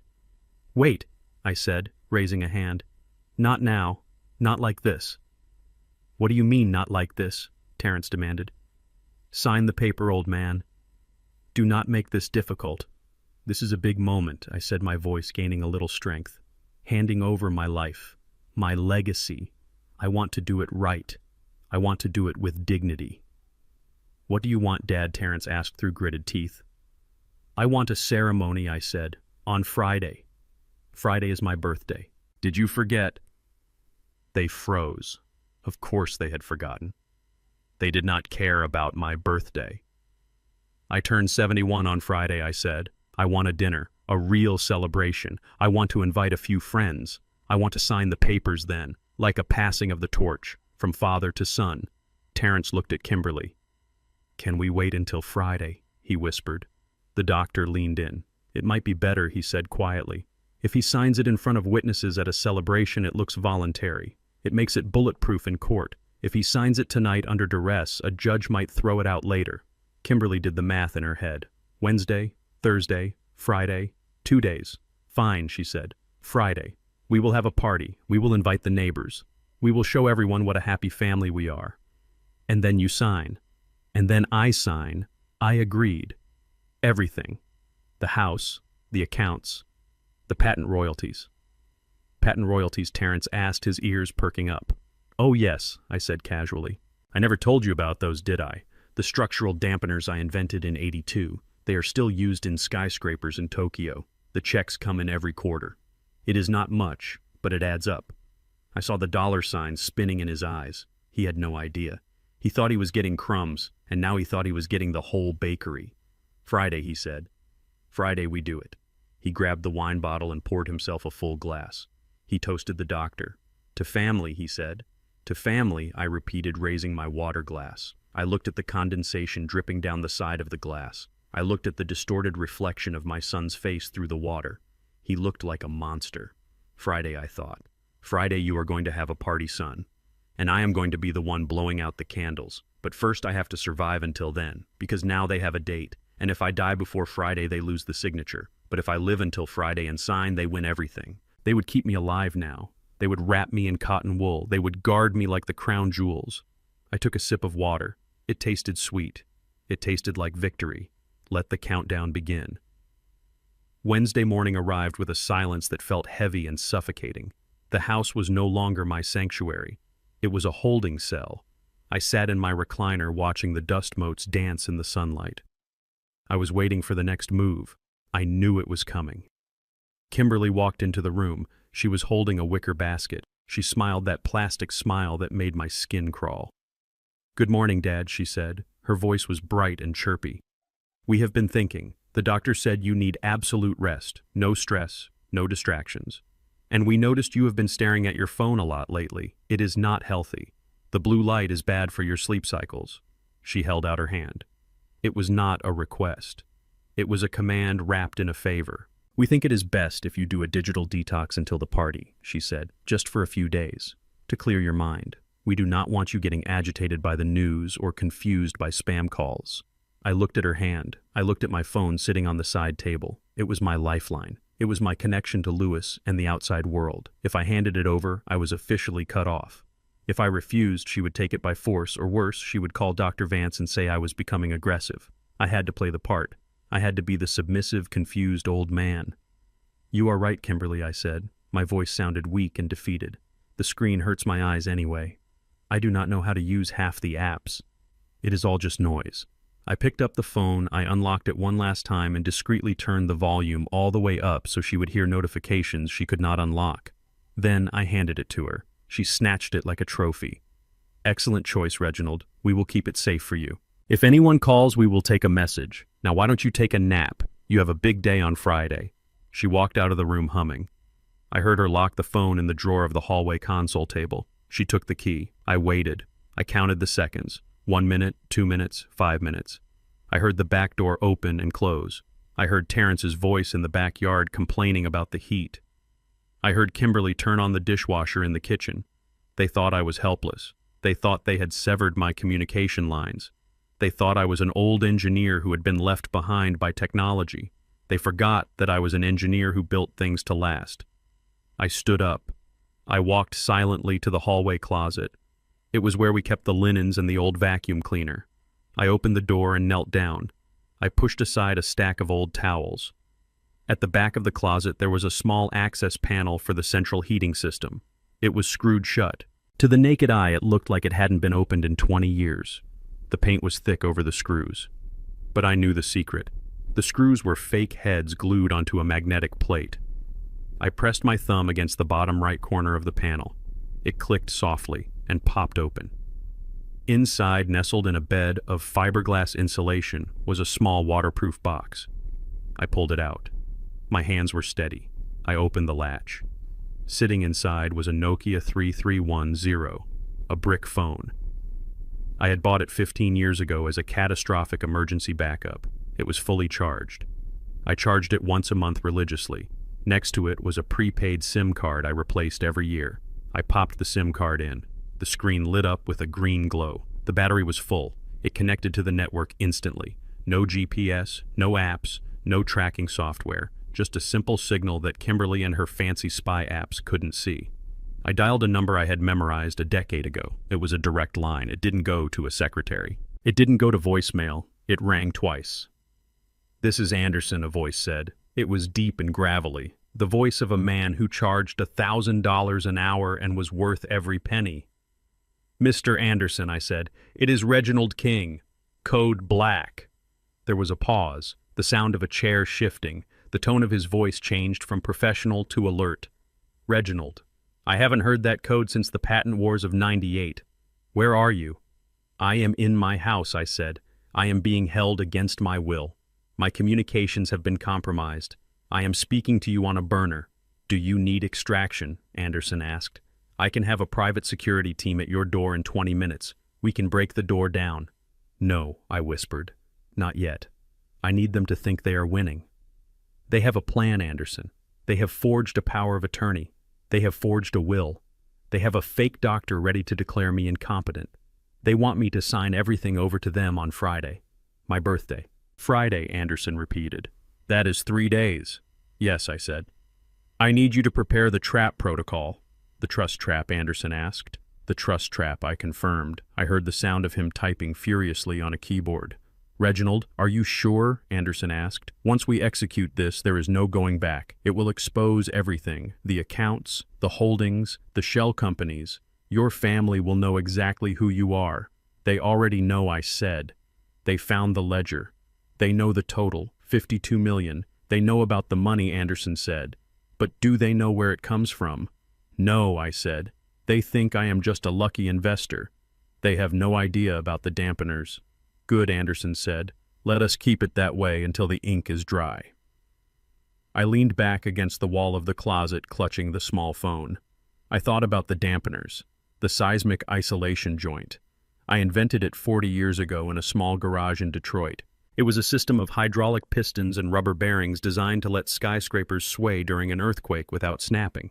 Everyone said it wouldn't work. Everyone said I was crazy. But then the Kobe earthquake hit Japan.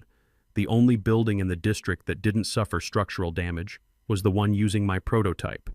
After that, the orders didn't stop. Every major skyline in the world had my DNA in it. Tokyo, San Francisco, Dubai. Every time the wind blew hard or the earth shook, my bank account grew. I had built an empire on the principle of absorbing shock. I had built a fortune on the idea that if you are flexible enough, you cannot be broken. Now I had to become the dampener. I had to absorb the shock of my son's betrayal without breaking. Anderson, I said, I need you to draft a new trust, a specific one.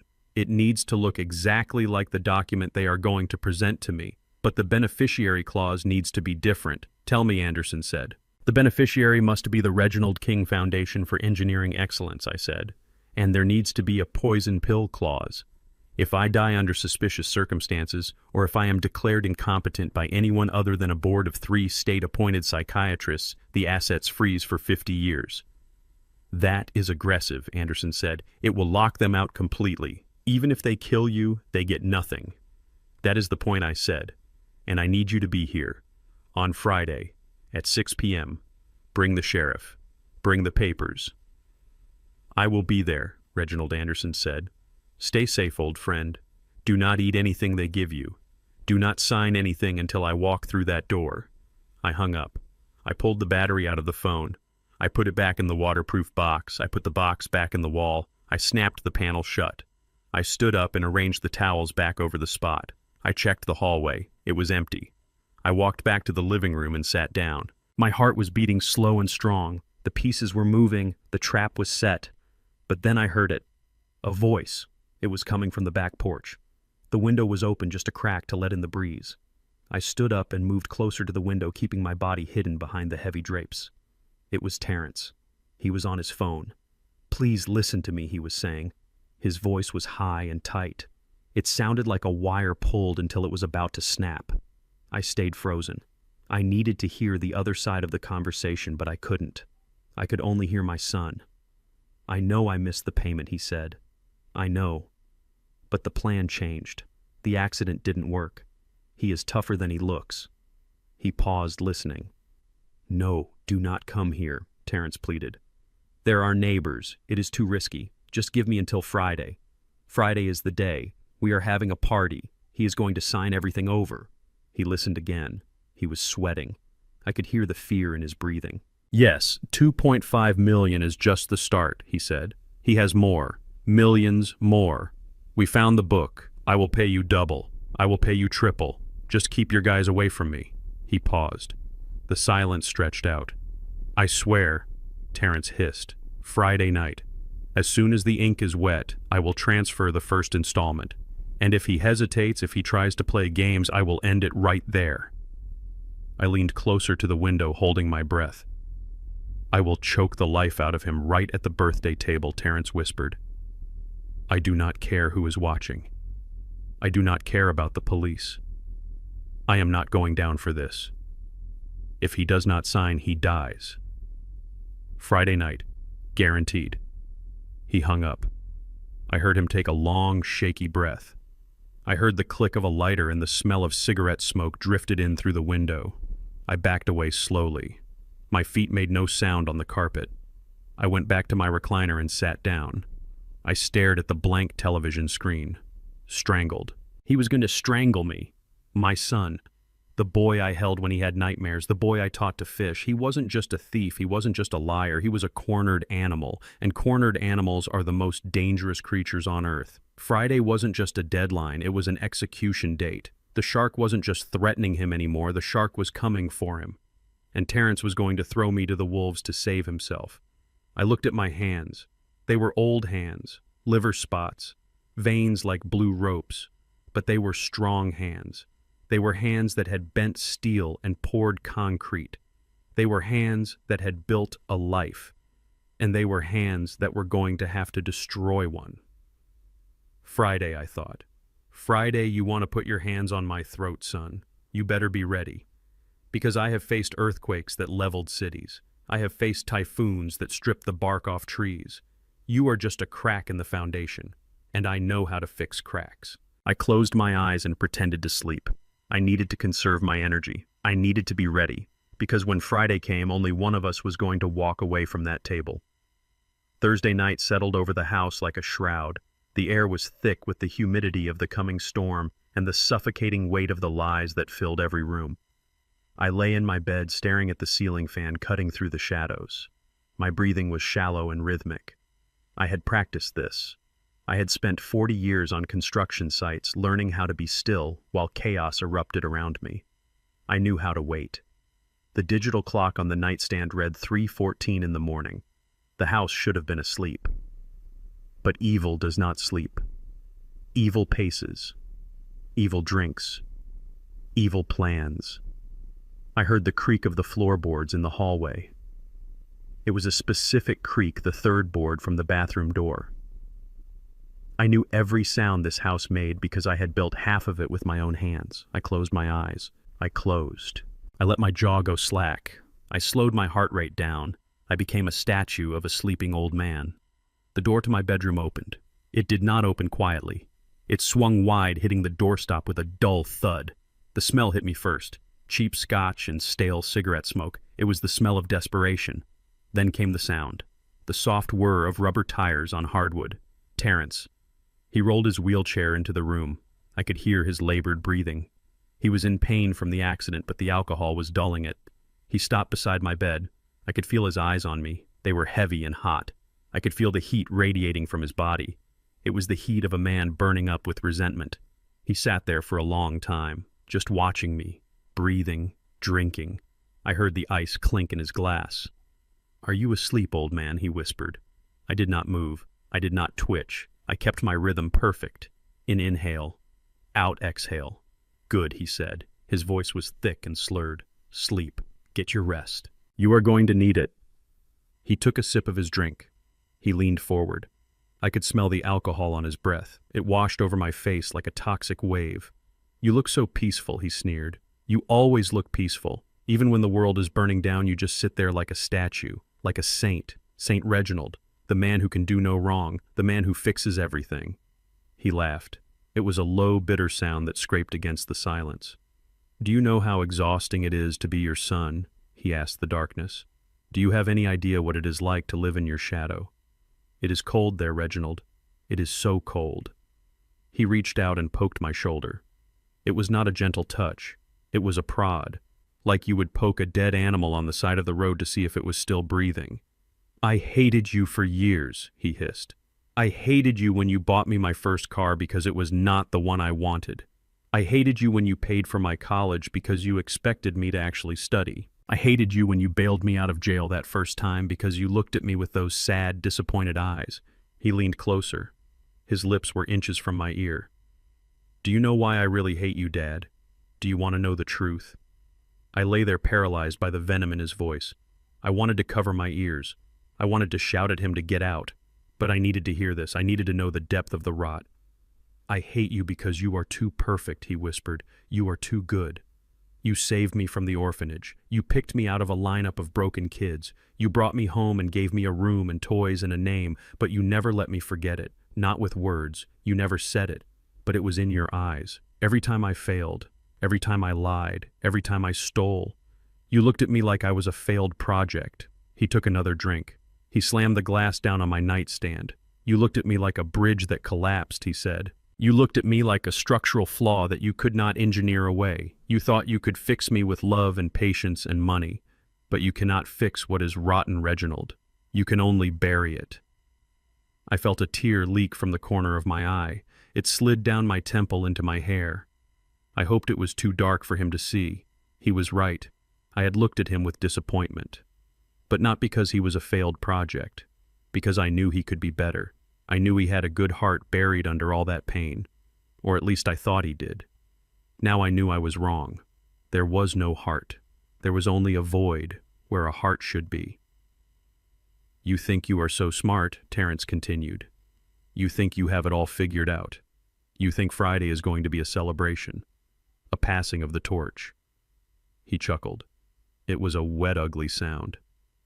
Tomorrow is not a celebration, old man. It is a funeral. Your funeral. Not your body. Your body will keep breathing. But your life is over. He leaned in so close his whiskers brushed my cheek. Tomorrow night, after you sign those papers, I am not going to take care of you. I am not going to hire nurses. I am not going to keep you in this house. He paused, savoring the cruelty. I found a place for you, he whispered. It is called Shady Acres. It is state-funded. It is cheap. It smells like urine and bleach and boiled cabbage. They strap the patients to the bed so they do not wander. They medicate them until they drool. That is where you are going, Reginald. My heart hammered against my ribs. He wasn't just going to take my money. He was going to throw me into a dungeon to rot. I am going to drop you off at the door, he said. And I am going to drive away in my new car bought with your money. And I am never going to look back. I am going to enjoy your money, Dad. I am going to burn through it. I am going to buy things you would hate. I am going to gamble. I am going to travel. And every time I spend $1, I'm going to laugh, because I know you are sitting in your own filth wondering where you went wrong. He pulled back. He picked up his glass. So sleep tight, he said. Enjoy your last night in a comfortable bed. Enjoy your last night as a man, because tomorrow you become a vegetable. He downed the rest of his drink. He wheeled his chair around. He paused at the door. You should have just died in the crash, he said. It would have been cleaner. You would have died thinking I loved you. Now you are going to die knowing I despise you. And that is my real birthday gift to you. He rolled out of the room. The door swung shut but didn't latch. I heard his wheels squeak down the hallway. I heard him go into the kitchen and pour another drink. I lay in the dark. The silence returned, but it was different now. It was not empty. It was filled with the echoes of his words. Failed project. Rotten. Despise. I felt the tears running freely now. They were hot and stinging. I cried for the little boy with the big eyes I had met 36 years ago. I cried for the toddler who used to fall asleep on my chest. I cried for the teenager I taught to shave. I cried for my wife Althea. I thanked God she was not here to hear this. It would have killed her. It would have broken her heart into dust. But as the tears dried, a coldness settled over me. It started in my chest and spread to my limbs. It was the coldness of absolute clarity. Terrence was right. He was a failed project. But the failure was not in the engineering. The failure was in the foundation. The material was flawed from the start. I had spent my life building things that could withstand hurricanes and earthquakes. I built things to protect people. But sometimes you encounter a structure that is so compromised, so dangerous, that there is only one solution: demolition. You do not patch it. You do not shore it up. You bring it down. Controlled. Precise. Total. I sat up in bed. I wiped my face with the sheet. I was done crying. The father in me had just died in this room. Terrence had killed him with his words. What was left was the engineer. The man who dealt in physics and consequences. The man who knew that for every action there is an equal and opposite reaction. Terrence wanted to put me in a cage. He wanted to strip me of my dignity and my legacy. He wanted to erase me. He had made a fatal calculation error. He assumed my silence was weakness. He assumed my love was a blindfold. I looked at the clock. 4 a.m. The sun would be up in 2 hours. Friday. My birthday. The day of the party. I swung my legs out of bed. I stood up. My joints popped. My back ached, but I felt strong. Stronger than I had felt in years. I walked to the window and looked out at the backyard. The shadows were deep and long. "You want a monster, son?" I whispered to the glass. "You want a villain? Fine. I will be the villain." I turned away from the window. I walked to the closet. I opened the hidden panel one last time. I took out the burner phone. I sent one text message to Anderson. Proceed. Then I went back to bed. I closed my eyes. And for the first time since the accident, I slept. I slept the deep, dreamless sleep of a man who has made his peace with what he has to do. I slept like a lion waiting for the gazelle to step into the tall grass. When I woke up, it would be Judgment Day, and I was the judge. Friday morning arrived with a sky the color of a fresh bruise. The humidity had broken, leaving the air crisp and clear. It was the kind of day that usually signaled a new beginning. For me, it signaled the end of the charade, the end of my patience, and the end of my family. I sat in my favorite armchair in the living room. I was dressed in my best Sunday suit. It was a charcoal gray three-piece suit I had bought in London 10 years ago. It was a little loose around the waist now, but it still commanded respect. I had polished my shoes until I could see my reflection in the leather. I wanted to look my best for the execution. Kimberly was already pacing the room. She looked like she was walking a runway. She was wearing a cream-colored silk dress that shimmered under the recessed lighting. On her wrist was a gold bracelet encrusted with diamonds. On her feet were shoes with red soles that I knew cost more than my first car. I knew exactly where she got them. My private investigator had sent me the credit card alerts 2 days ago.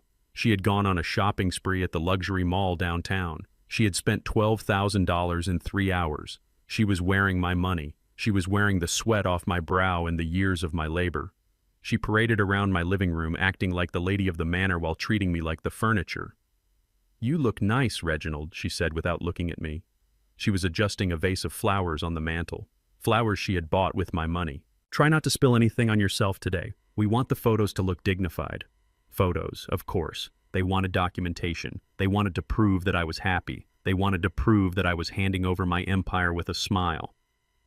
The doorbell rang at 10 o'clock sharp. It was not a guest. It was the execution squad. Terrence rolled himself into the room. He was wearing a suit too, but it was ill-fitting and wrinkled. He looked sweaty. His eyes were darting around the room, checking the windows, checking the doors. He was terrified. He knew that if this did not happen today, the shark would come for him. He needed my signature like a drowning man needs air. Behind him walked Dr. Vance, the fake doctor with the sweaty palms. And with him was a new face, a man with a briefcase and a smile that looked like a razor blade. "This is Mr. Stone, Terrence," said his voice tight. "He is the lawyer we told you about, Dad." He prepared the paperwork. Mr. Stone walked over and shook my hand. His grip was wet and weak. "Mr. King," he said, "it is an honor. I have heard so much about you." "I bet you have," I said. My voice was raspy. I let my hand tremble in his. I let my head bob slightly. I was playing the part. We sat around the coffee table. Kimberly brought out a cake. It was a small grocery store cake with a single candle. She lit it. "Happy birthday, Reginald," she said. Her voice was flat. "Make a wish." I looked at the flame. I looked at the 3 vultures circling me. "I wish for justice," I said. They laughed. It was a nervous, stilted laughter. "That is a nice wish," Dad Terrence said. He blew out the candle for me. "Okay, party is over. Let us get to business." Mr. Stone opened his briefcase. He pulled out a stack of documents 3 inches thick. He set them on the table with a heavy thud. "These are standard documents, Mr. King," Mr. Stone said. "We have consolidated everything for your convenience." He started flipping pages. "This one is the durable power of attorney," he explained. "It gives your son Terrence full authority over your financial decisions. It allows him to access your accounts, sell property, and manage your investments." He flipped another page. "This is the medical power of attorney. It gives Kimberly the right to make health decisions for you.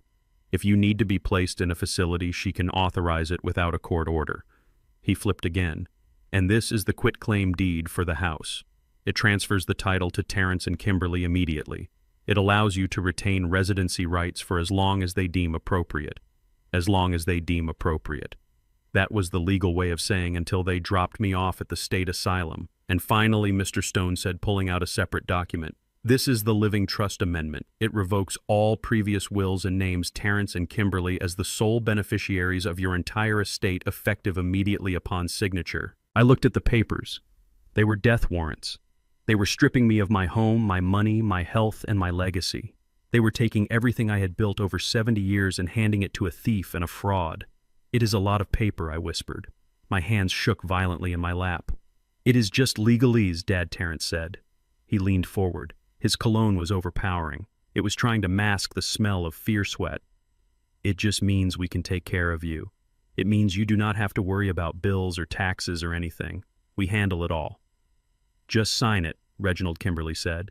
She picked up a heavy fountain pen from the table. It was my pen, a Mont Blanc I had bought in Geneva. She uncapped it and held it out to me. "Do it for us. Do it for the family." I looked at the pen. I looked at Terrence. "And the patent royalties," I asked. What Terrence snapped. "The royalties," I said. "From the dampeners. Are those in there too?" Mr. Stone looked confused, but Terrence nodded vigorously. "Yes, Dad. Everything. The royalties too. We will manage them. We will make sure they are invested wisely." Invested wisely. He meant he would gamble them away or hand them over to a loan shark. I reached for the pen. My hand shook so bad I dropped it. It clattered onto the glass table. "Oops," I said. "I am sorry. My nerves." Kimberly sighed, a sound of pure irritation. She picked up the pen. "Here," she said. She moved around the table and stood next to me. She smelled of expensive perfume and rot. She grabbed my right hand. Her fingers were cold and hard. She shoved the pen into my fingers and wrapped her hand around mine. "I will help you," she said. Her voice was sickly sweet, but her grip was like a vice. "Just hold the pen, Reginald. I will guide your hand." She forced my hand toward the signature line on the bottom of the first page. "The power of attorney." "Sign it," she hissed in my ear. "Sign it, you old fool." I felt Terrence's eyes on me. He was holding his breath. Dr. Vance was wiping sweat from his upper lip. Mr. Stone was tapping his foot. They were so close. They could taste the money. They could see the zeros in their bank accounts. I let the pen hover over the paper. I felt the pressure of Kimberly's hand trying to force the ink onto the page. But then I stopped shaking. My hand went rigid. The tremor vanished. My arm became like a steel beam. Kimberly tried to push. I pushed back. Her eyes widened. She looked down at me. "What are you doing?" she whispered. I looked up at her. I let the mask fall. I let the confusion drain from my eyes. I let the weakness evaporate from my posture. I looked at her with the cold, hard stare of a man who has fired hundreds of people, who has stared down union bosses and corrupt inspectors. "I am fixing a structural defect," I said. I pulled my hand free from her grip. I did it with a sharp, violent jerk that made her stumble back in her $3,000 heels. I held the pen on my own. I did not shake. I did not waver. I looked at Terrence. His mouth was open. He looked like he was seeing a ghost. "You want a signature, son?" I asked. My voice was strong. It filled the room. It bounced off the walls. "I will give you a signature." I pressed the nib of the pen to the paper. The ink flowed black and permanent. I did not write Reginald King. I wrote in large block letters that tore through the paper. Never. I stared at the word. It was beautiful. It was the strongest thing I had ever built. Then I stood up. I stood up straight. I did not use the armrests. I did not use a cane. I towered over them. Kimberly gasped. Terrence pushed his wheelchair back, hitting the table. "What is this?" Terrence stammered. "What did you write?" I tossed the expensive pen onto the document. It rolled across the word never. "I wrote my verdict," I said. Dr. Vance stood up looking panicked. "I think I should go. This seems like a family matter." "Sit down," I barked. It was a command, not a request. Dr. Vance sat down. "You think I am senile?" I asked, looking at each of them. "You think I am a confused old man who puts remote controls in the fridge?" I reached into my pocket and pulled out the small digital recorder I had been carrying for 3 days. I slammed it onto the table next to the papers. "I heard you," I said. "I heard you in the kitchen. I heard you in the bedroom. I heard you talking to the shark. I heard you planning to send me to Shady Acres." Terrence's face turned gray. "You have been recording us. Every word I said, every lie, every threat, including the part where you said you would strangle me if I did not sign. Kimberly lunged for the recorder. She was desperate, she was wild, but she never reached it, because at that exact moment the sound of sirens cut through the morning air. It started as a low wail in the distance, but it grew louder and louder until it filled the room, until it vibrated the glass in the windows. Kimberly froze. Terrence looked at the window. Blue and red lights flashed against the curtains. Tires screeched in the driveway. Car doors slammed. "What did you do?" Kimberly screamed. She looked at me with pure hatred. "You crazy old man, what did you do?" I smiled. It was the smile of the wolf who had finally closed the trap. "I invited some more guests to the party," I said. I walked to the front door. I unlocked it. I threw it open. Detective Lewis was standing there. Behind him was the sheriff. Behind them were 4 uniformed deputies. And behind them, walking with the purpose of a man carrying a nuclear weapon, was my lawyer Anderson. "Gentlemen," I said, stepping aside, "the party is in the living room, and the guests of honor are waiting." Lewis walked in first. He looked at Terrence. He looked at the wheelchair. He looked at the fear on his face. "Terrence King," he said, his voice calm and professional, "you have the right to remain silent, but I suggest you start talking. Because your father just handed us the shovel you used to dig your own grave." The front door did not just open, it exploded inward with a force that shook the pictures on the walls. The sound was like a thunderclap that shattered the suffocating tension of the living room. The heavy oak door bounced off the stopper and revealed the army I had assembled. Detective Lewis stepped over the threshold first. He was not wearing his fishing vest today. He was wearing his old badge on a chain around his neck, and he held a service pistol at his side, not pointed, but ready. His face was set in lines of grim determination, the face of a man who had seen too much evil and was ready to stomp it out. Behind him was Sheriff Miller, a man I had known since we were boys playing stickball in the street. Miller filled the doorway, his uniform crisp, his hand resting heavily on his holster. And behind them, filling the porch and the front lawn, were 4 uniformed officers and a tactical team with vests and serious eyes. But the man who frightened them the most was not carrying a weapon. He walked in last, moving through the sea of blue uniforms like Moses parting the Red Sea. It was Anderson. He was wearing a suit that cost more than Terrence's medical bills combined. He carried a leather briefcase that looked like it held nuclear codes. He did not look at the police. He did not look at the furniture. He looked straight at the table where the unsigned papers lay. The room erupted into chaos. Dr. Vance, the fake doctor, scrambled backward, his chair screeching against the floor. He looked like a rat looking for a sewer drain. Mr. Stone, the crooked lawyer, clutched his briefcase to his chest, his face draining of all color. Terrence reacted with the blind panic of a cornered animal. He spun his wheelchair around, his hands slipping on the wheels. He screamed at the officers, his voice cracking and high. "Get out! Get out of my house!" He pointed a shaking finger at Sheriff Miller. "You have no right to be here. This is a private residence. This is a family matter. We are having a meeting. Get out right now or I will sue you for everything you have." He was delirious. He was so deep in his own delusion of power that he thought he could order the police around. He thought he was the king of the castle because he had bullied an old man. Sheriff Miller did not even blink. He stepped into the living room, his boots heavy on the floor. He looked at Terrence with a mixture of pity and disgust. "Sit down, son," Miller said. His voice was low and rumbling like an idling diesel engine. "You are done giving orders. This is a crime scene now." "A crime scene?" Kimberly shrieked. She stood up, her expensive dress rustling. She looked wild, her hair coming loose from its perfect bun. "There is no crime here. We are just signing papers. My father-in-law is sick. We are helping him. This is harassment. I am calling the news." Anderson stepped forward. He moved with a silence that was terrifying. He walked to the head of the table and placed his briefcase down. The sound of the leather hitting the glass was soft, but it silenced the room. He clicked the gold latches open. Snap, snap. "I am not here for the news," Mrs. King Anderson said. His voice was smooth, polished, and cold as ice. "And I am not here to discuss your father-in-law health. I am here representing my client." He gestured to me with an open hand. "I represent Mr. Reginald King Anderson," announced. Kimberly laughed. It was a nervous, jagged sound.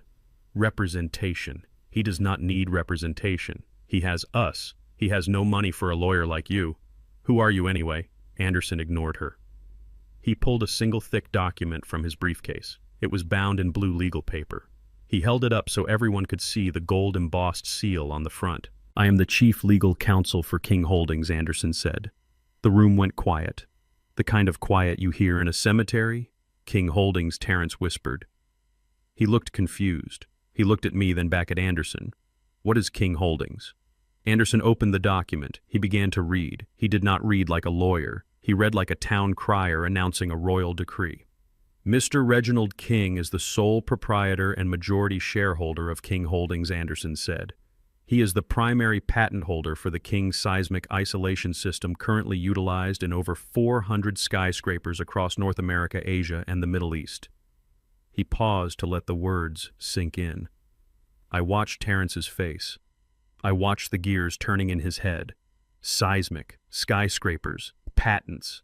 The words were hitting him, but he could not process them. They did not fit the narrative of the retired mechanic he thought he knew. Anderson continued.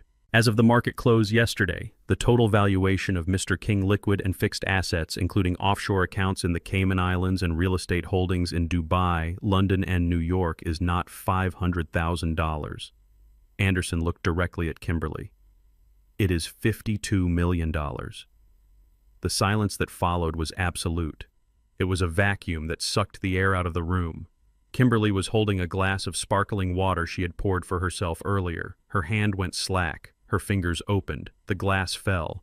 It hit the hardwood floor and shattered into 1,000 wet diamonds. Water splashed over her $3,000 shoes. She did not flinch. She did not look down. She did not move. She stared at Anderson, her mouth hanging open in a perfect O of shock. Her eyes were wide and glassy. 52 million, she whispered. The words came out like a prayer. Terrence looked like he had been hit in the chest with a sledgehammer. He slumped in his wheelchair. His mouth worked, but no sound came out. He looked at me. He looked at the man he had called a failure. He looked at the man he had called a project. 52 million. He had tried to kill me for a $2.5 million insurance policy. He had tried to steal my pension checks. He had sold my land for pennies. He had been sitting on a gold mine, and he had tried to blow it up for the copper wiring. It was time. I stood up. I did not push myself up with the armrests. I did not groan. I did not wobble. I stood up straight, my spine aligning my shoulders, squaring. I let the tremors vanish from my hands. I let the fog clear from my eyes. I let the weakness evaporate from my posture. I grew 3 inches in front of their eyes. I was no longer the frail old man in the cardigan. I was the engineer who had stood on steel beams 80 stories in the air. I was the man who had commanded crews of 200 men. I was the man who held the earth still. I looked at my son. I looked at the man who had pushed me down a cliff of lies for 25 years. You thought I was a mark, I said. My voice was deep and steady. It filled the room, bouncing off the walls. You thought I was a simple old man who got lucky with a few investments.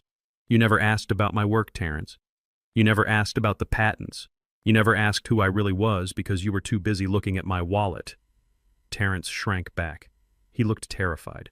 He looked like he was seeing a stranger. Dad, he stammered.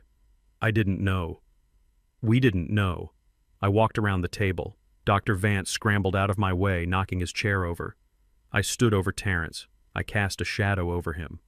I had a plan, Terrence, I said. I looked down at him with cold, clear eyes. I had a trust set up. It was going to mature on your 40th birthday, 2 years from now. I saw the realization hit him. I saw the pain of it. I was going to give it all to you, I said. The company, the accounts, the legacy, all of it. $52 million. It was yours. It was all yours. Kimberly let out a sob. She put her hand over her mouth. All you had to do was wait, I said. All you had to do was be a decent human being. All you had to do was love me, or at least respect me. But you couldn't do it.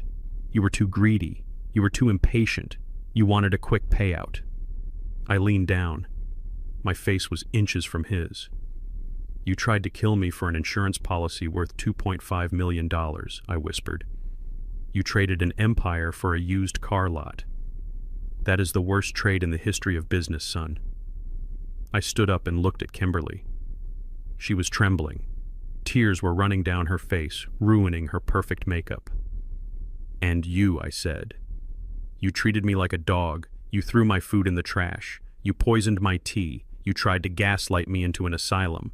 You thought you were so smart. You thought you were playing chess with a toddler. I walked over to the table and picked up the unsigned power of attorney document. I held it up. You wanted control, I said. You wanted power. I ripped the document in half. The sound of tearing paper was loud and satisfying. I ripped it again and again.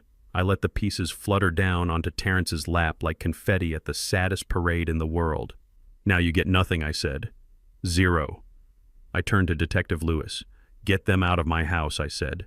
Lewis stepped forward. He pulled a pair of handcuffs from his belt. The metal clicked ominously. Terrence King, Lewis said. Kimberly King, please stand up and put your hands behind your back. Terrence looked at the handcuffs. He looked at me. Dad, please, he begged. His voice was broken. We can fix this. I am your son. You cannot send me to jail. Think about the family.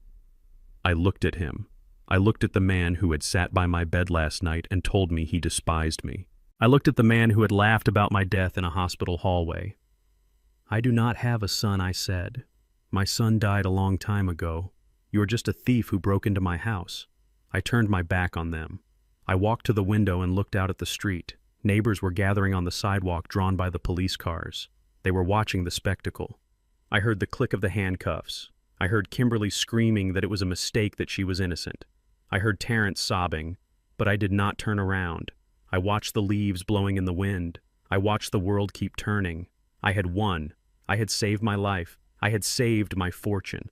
But as I listened to them being dragged out of the house I built, I did not feel like a winner. I felt like a man who had survived an earthquake only to find that his home was still standing, but it was empty. The structure was sound. The foundation held. But the heart of the house was gone. You are insane! Kimberly screamed, her voice reaching a pitch that shattered the stunned silence of the room. She pointed a trembling finger at me, her face twisted into a mask of pure, unadulterated panic. You are senile, old man. You are hallucinating. None of this is real. You are making it up because you are sick. You need help. Officer, look at him. He is delusional. She spun around to face Sheriff Miller, her eyes wild. He has dementia, she shrieked, grabbing the sheriff's arm. He thinks he is rich. He thinks we are trying to kill him. It is all in his head. You have to arrest him for filing a false report. You have to take him to the hospital. Sheriff Miller looked down at her hand on his uniform. He peeled her fingers off him one by one as if he were removing a sticky insect. He did not speak to her. He looked at Detective Lewis. Lewis stepped forward. He did not say a word. He simply reached into his pocket and pulled out a small black remote control. He pointed it at the large flat-screen television mounted above the fireplace. The screen flickered to life. The static hummed for a second before the image resolved. It was grainy black and white footage. It was nighttime. The timestamp in the corner read 2:14 a.m. on Tuesday. Kimberly stopped screaming. Terrence froze in his wheelchair, his eyes glued to the screen. That is footage from Mrs. Higgins' dash cam across the street, Lewis said, his voice calm and level, her car record's motion. And guess what it saw on Tuesday night?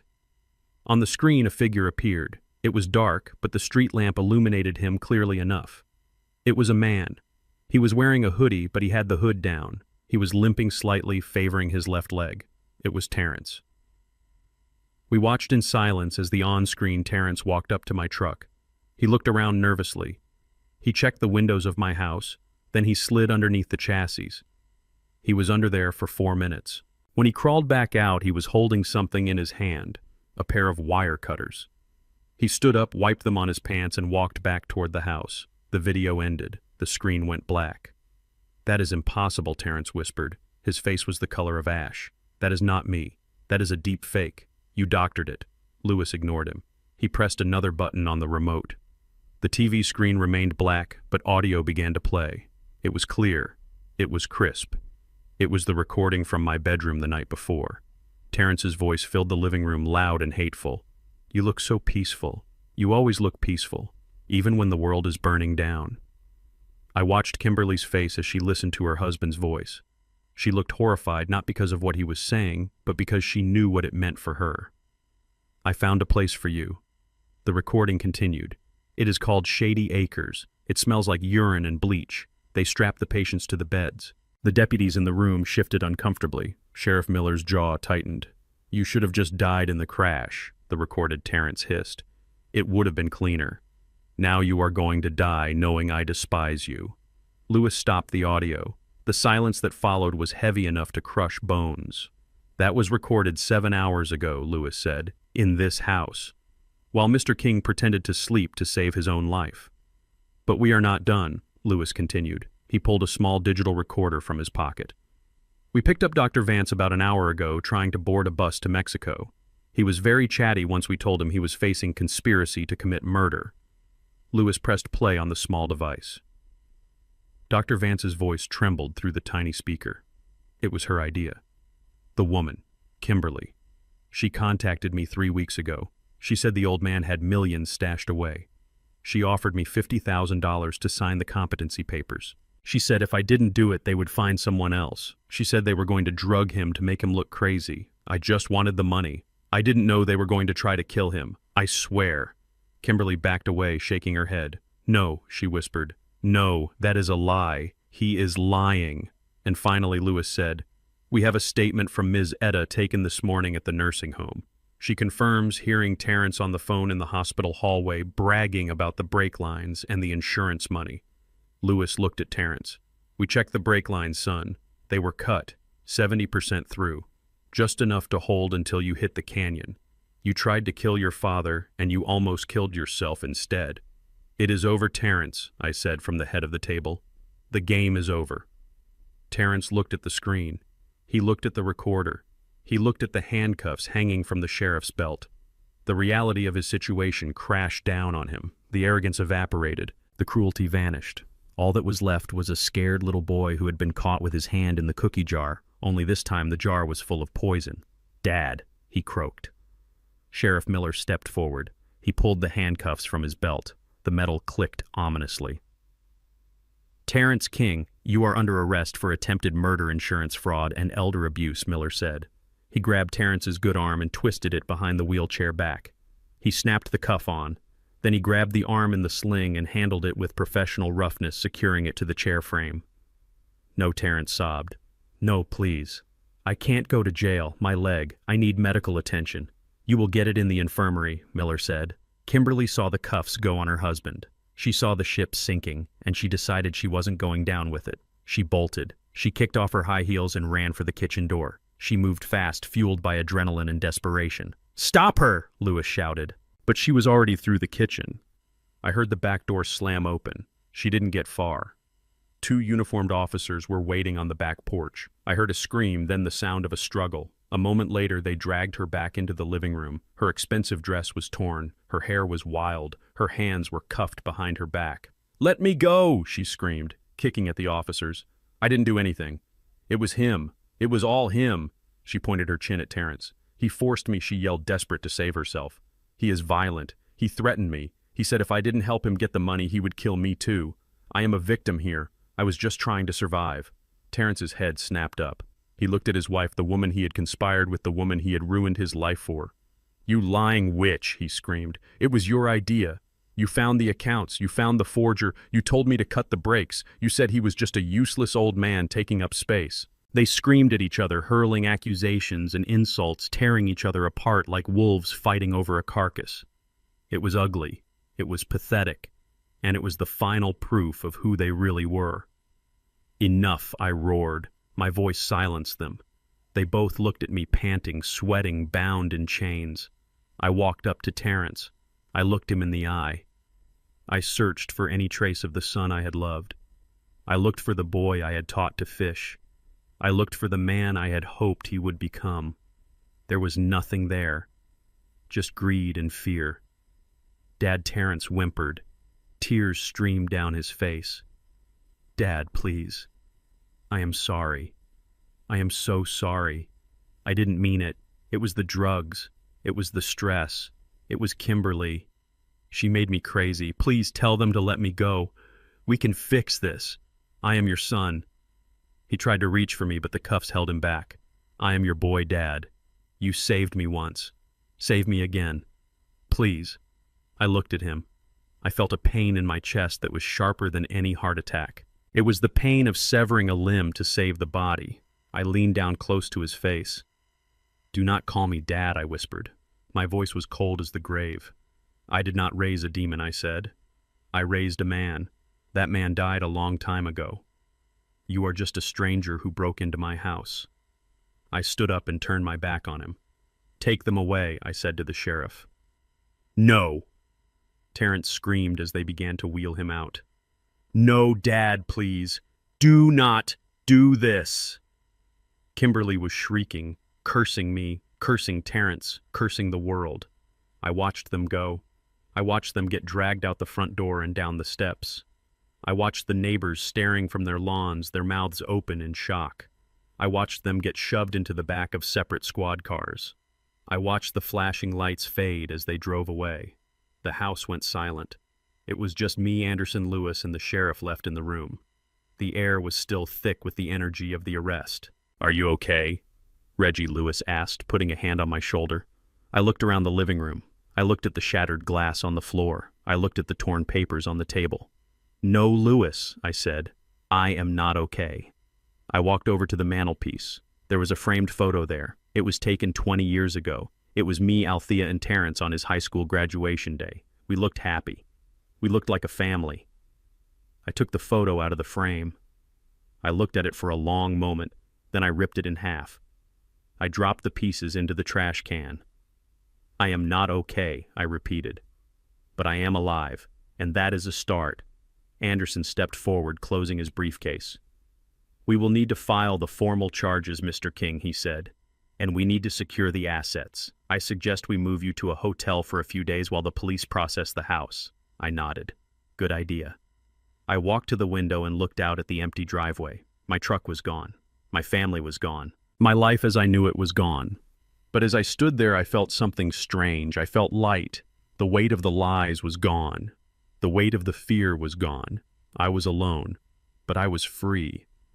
I turned back to my friends. "Let us go," I said. "I need a drink. And then I need to start building something new." Because that is what engineers do. When a structure fails, we do not just mourn the rubble. We clear it away, we pour a new foundation, and we build something stronger. The sound of the gavel hitting the wood block was the loudest thing I had ever heard. It was louder than the car crash. It was louder than the sirens. It was the sound of a door slamming shut on 25 years of my life. The courtroom was packed. The story of the engineer who survived his son's murder plot had made the national news. Strangers filled the benches behind me, whispering and pointing, but I did not look at them. I kept my eyes fixed on the two people standing before the judge in orange jumpsuits. Terrence looked smaller than I had ever seen him. He had lost weight in the 6 months he spent in county jail waiting for trial. His hair was thinning. His posture was slumped. He looked like a building that had been condemned. When the judge asked him if he had anything to say, he tried to speak, but no words came out. He just shook his head and looked at the floor. Kimberly was different. She stood rigid, her chin high, her eyes burning with a cold fury that had not diminished. She still believed she was the victim. She still believed the world owed her a living. When asked for her statement, she spat out a few words about being manipulated and misunderstood, but the jury had not bought it. They had seen the videos. They had heard the recordings. They knew who she was. The judge adjusted his glasses and read from the paper in front of him. "Terrence King, for the charge of attempted murder in the first-degree insurance fraud and elder abuse, I sentence you to 25 years in a state penitentiary without the possibility of parole for 20 years. Terrence flinched as if he had been struck. A low moan escaped his lips. 25 years. He would be an old man when he got out. He would be older than I was when he tried to kill me. The judge turned to Kimberly. "Kimberly King, for the charge of conspiracy to commit murder, fraud, and identity theft, I sentence you to 15 years in a state penitentiary." She did not scream this time. She just closed her eyes and let out a long breath. The handcuffs clicked as the bailiffs moved in. As they led them away, Terrence stopped. He turned his head and looked at me. His eyes were wet. He mouthed one word. "Dad." I did not respond. I did not nod. I did not look away. I watched him until the heavy side door closed behind him. I felt a phantom pain in my chest, like a limb that had been amputated, but the wound was clean. The infection was gone. I walked out of the courthouse into the bright afternoon sun. Detective Lewis was waiting for me at the bottom of the steps. He handed me a cup of coffee. "It is done, Reggie," he said. "It is done," I replied. We stood there for a moment watching the city traffic. What now? Lewis asked. Now, I said, taking a sip of the coffee. Now I clean up the rest of the mess. The first thing I did was sell the house. I could not live there anymore. Every room held a ghost. The kitchen where Kimberly had thrown away my food. The bedroom where Terrence had whispered his hatred. The hallway where I had hidden the phone. It was a beautiful house. I had built the addition myself. I had laid the hardwood floors. But the foundation was poisoned. I sold it to a young couple with a baby on the way. They walked through the rooms with wide, excited eyes, seeing a future where I only saw a past. I sold it to them for below market value. I wanted good energy to fill that space. I wanted laughter to replace the silence. On the last day, I walked through the empty rooms one final time. My footsteps echoed on the floorboards. I touched the wall where Althea used to hang her paintings. I said a silent goodbye to the life we had built. I left the keys on the kitchen counter. I walked out the front door and locked it behind me. I did not look back. The money from the house sale, along with a significant portion of my patent royalties, went into a new project. I met with Anderson in his high-rise office overlooking the city. We sat at a mahogany table covered in documents. "This is a generous endowment," Reginald Anderson said, looking over the paperwork. "The Althea King Scholarship for Engineering." I nodded.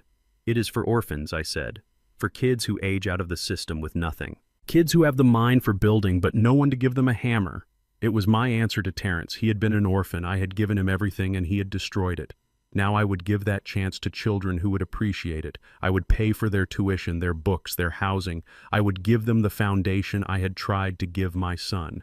But this time I would not just give money. I would give mentorship. I would be part of the board. I would meet these young men and women. I would look them in the eye and see who had the fire to build. "It is a beautiful legacy," Anderson said, signing the final page. "It is better than a tombstone," I said. My own living arrangements were much simpler now. I bought a condo in the city. It was small, modern, and secure. It had a doorman and a view of the river. It did not have a yard to maintain. It did not have spare bedrooms for ungrateful guests. It was a fortress of solitude, and I loved it.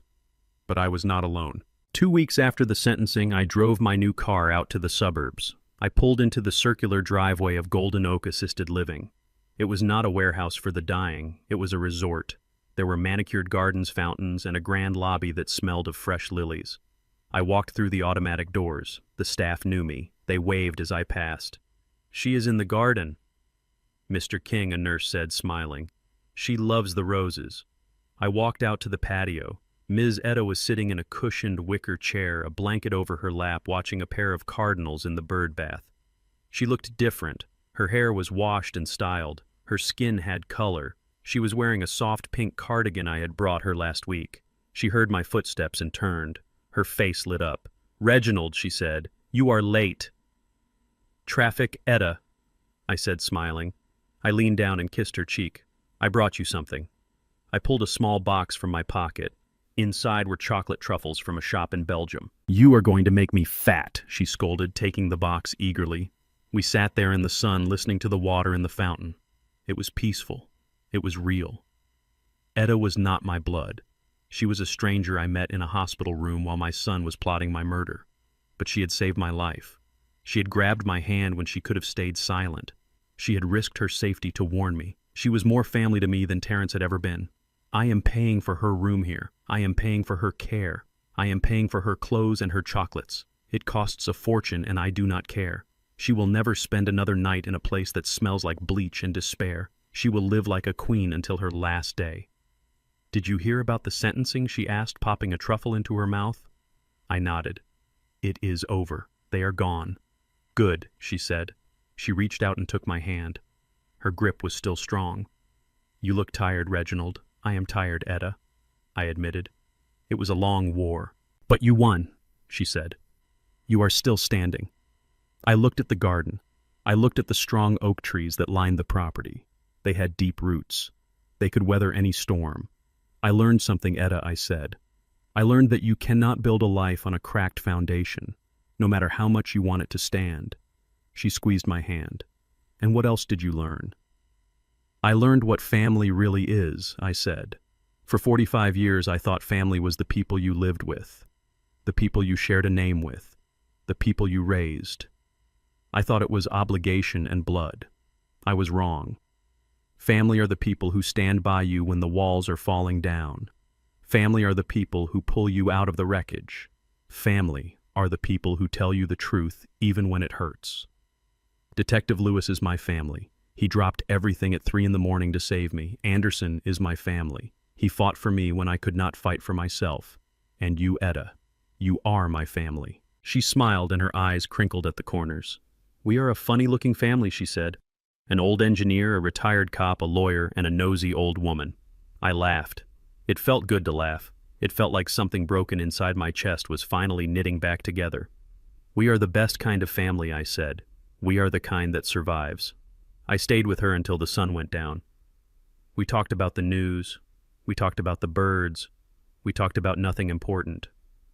When I left, I walked to my car feeling light. The heavy burden of betrayal was gone. The shadow of my son was gone. I am Reginald King. I am 71 years old. I have $52 million in the bank. I have a new home. I have good friends. And for the first time in a long time, I am not afraid of the dark. I started the engine and drove out of the gate. I merged onto the highway, heading back toward the city skyline. I saw the skyscrapers in the distance, tall and proud against the twilight. I knew that deep inside them, hidden in the steel and concrete, were my dampeners. They were holding those buildings up. They were keeping them safe, just like I had kept myself safe. I turned on the radio. Music filled the car. I drove on, ready for whatever came next, because I knew that no matter what happened, I had the strength to handle it. I had rebuilt my life from the rubble, and this time I had built it to last. Did you enjoy this story? Let me know in the comments where you are listening from. If you liked the story, you can support me by hitting the like button and subscribing to the channel so I can keep bringing you more stories like this. Thank you so much for your support. I look forward to reading your comments. On the screen, you can see 2 new life stories that I highly recommend. There is so much more on my channel. Do not forget to subscribe. See you in the next life story with love and respect. This journey taught me that the strongest foundations aren't made of concrete but of genuine respect and loyalty. For years, I believed that family meant enduring anything for the sake of blood, even betrayal. I was wrong. True family protects you when the walls fall down. They don't hand you the shovel to dig your own grave. I learned that it is never too late to demand dignity, to sever toxic ties, and to rebuild a life defined by peace rather than obligation. If you are holding on to a relationship that hurts you, remember you have the strength to walk away and build something better. If this story resonated with you, please hit that like button and subscribe for more stories of justice and resilience. Share your thoughts in the comments below. I read every single one. Stay strong and see you in the next video.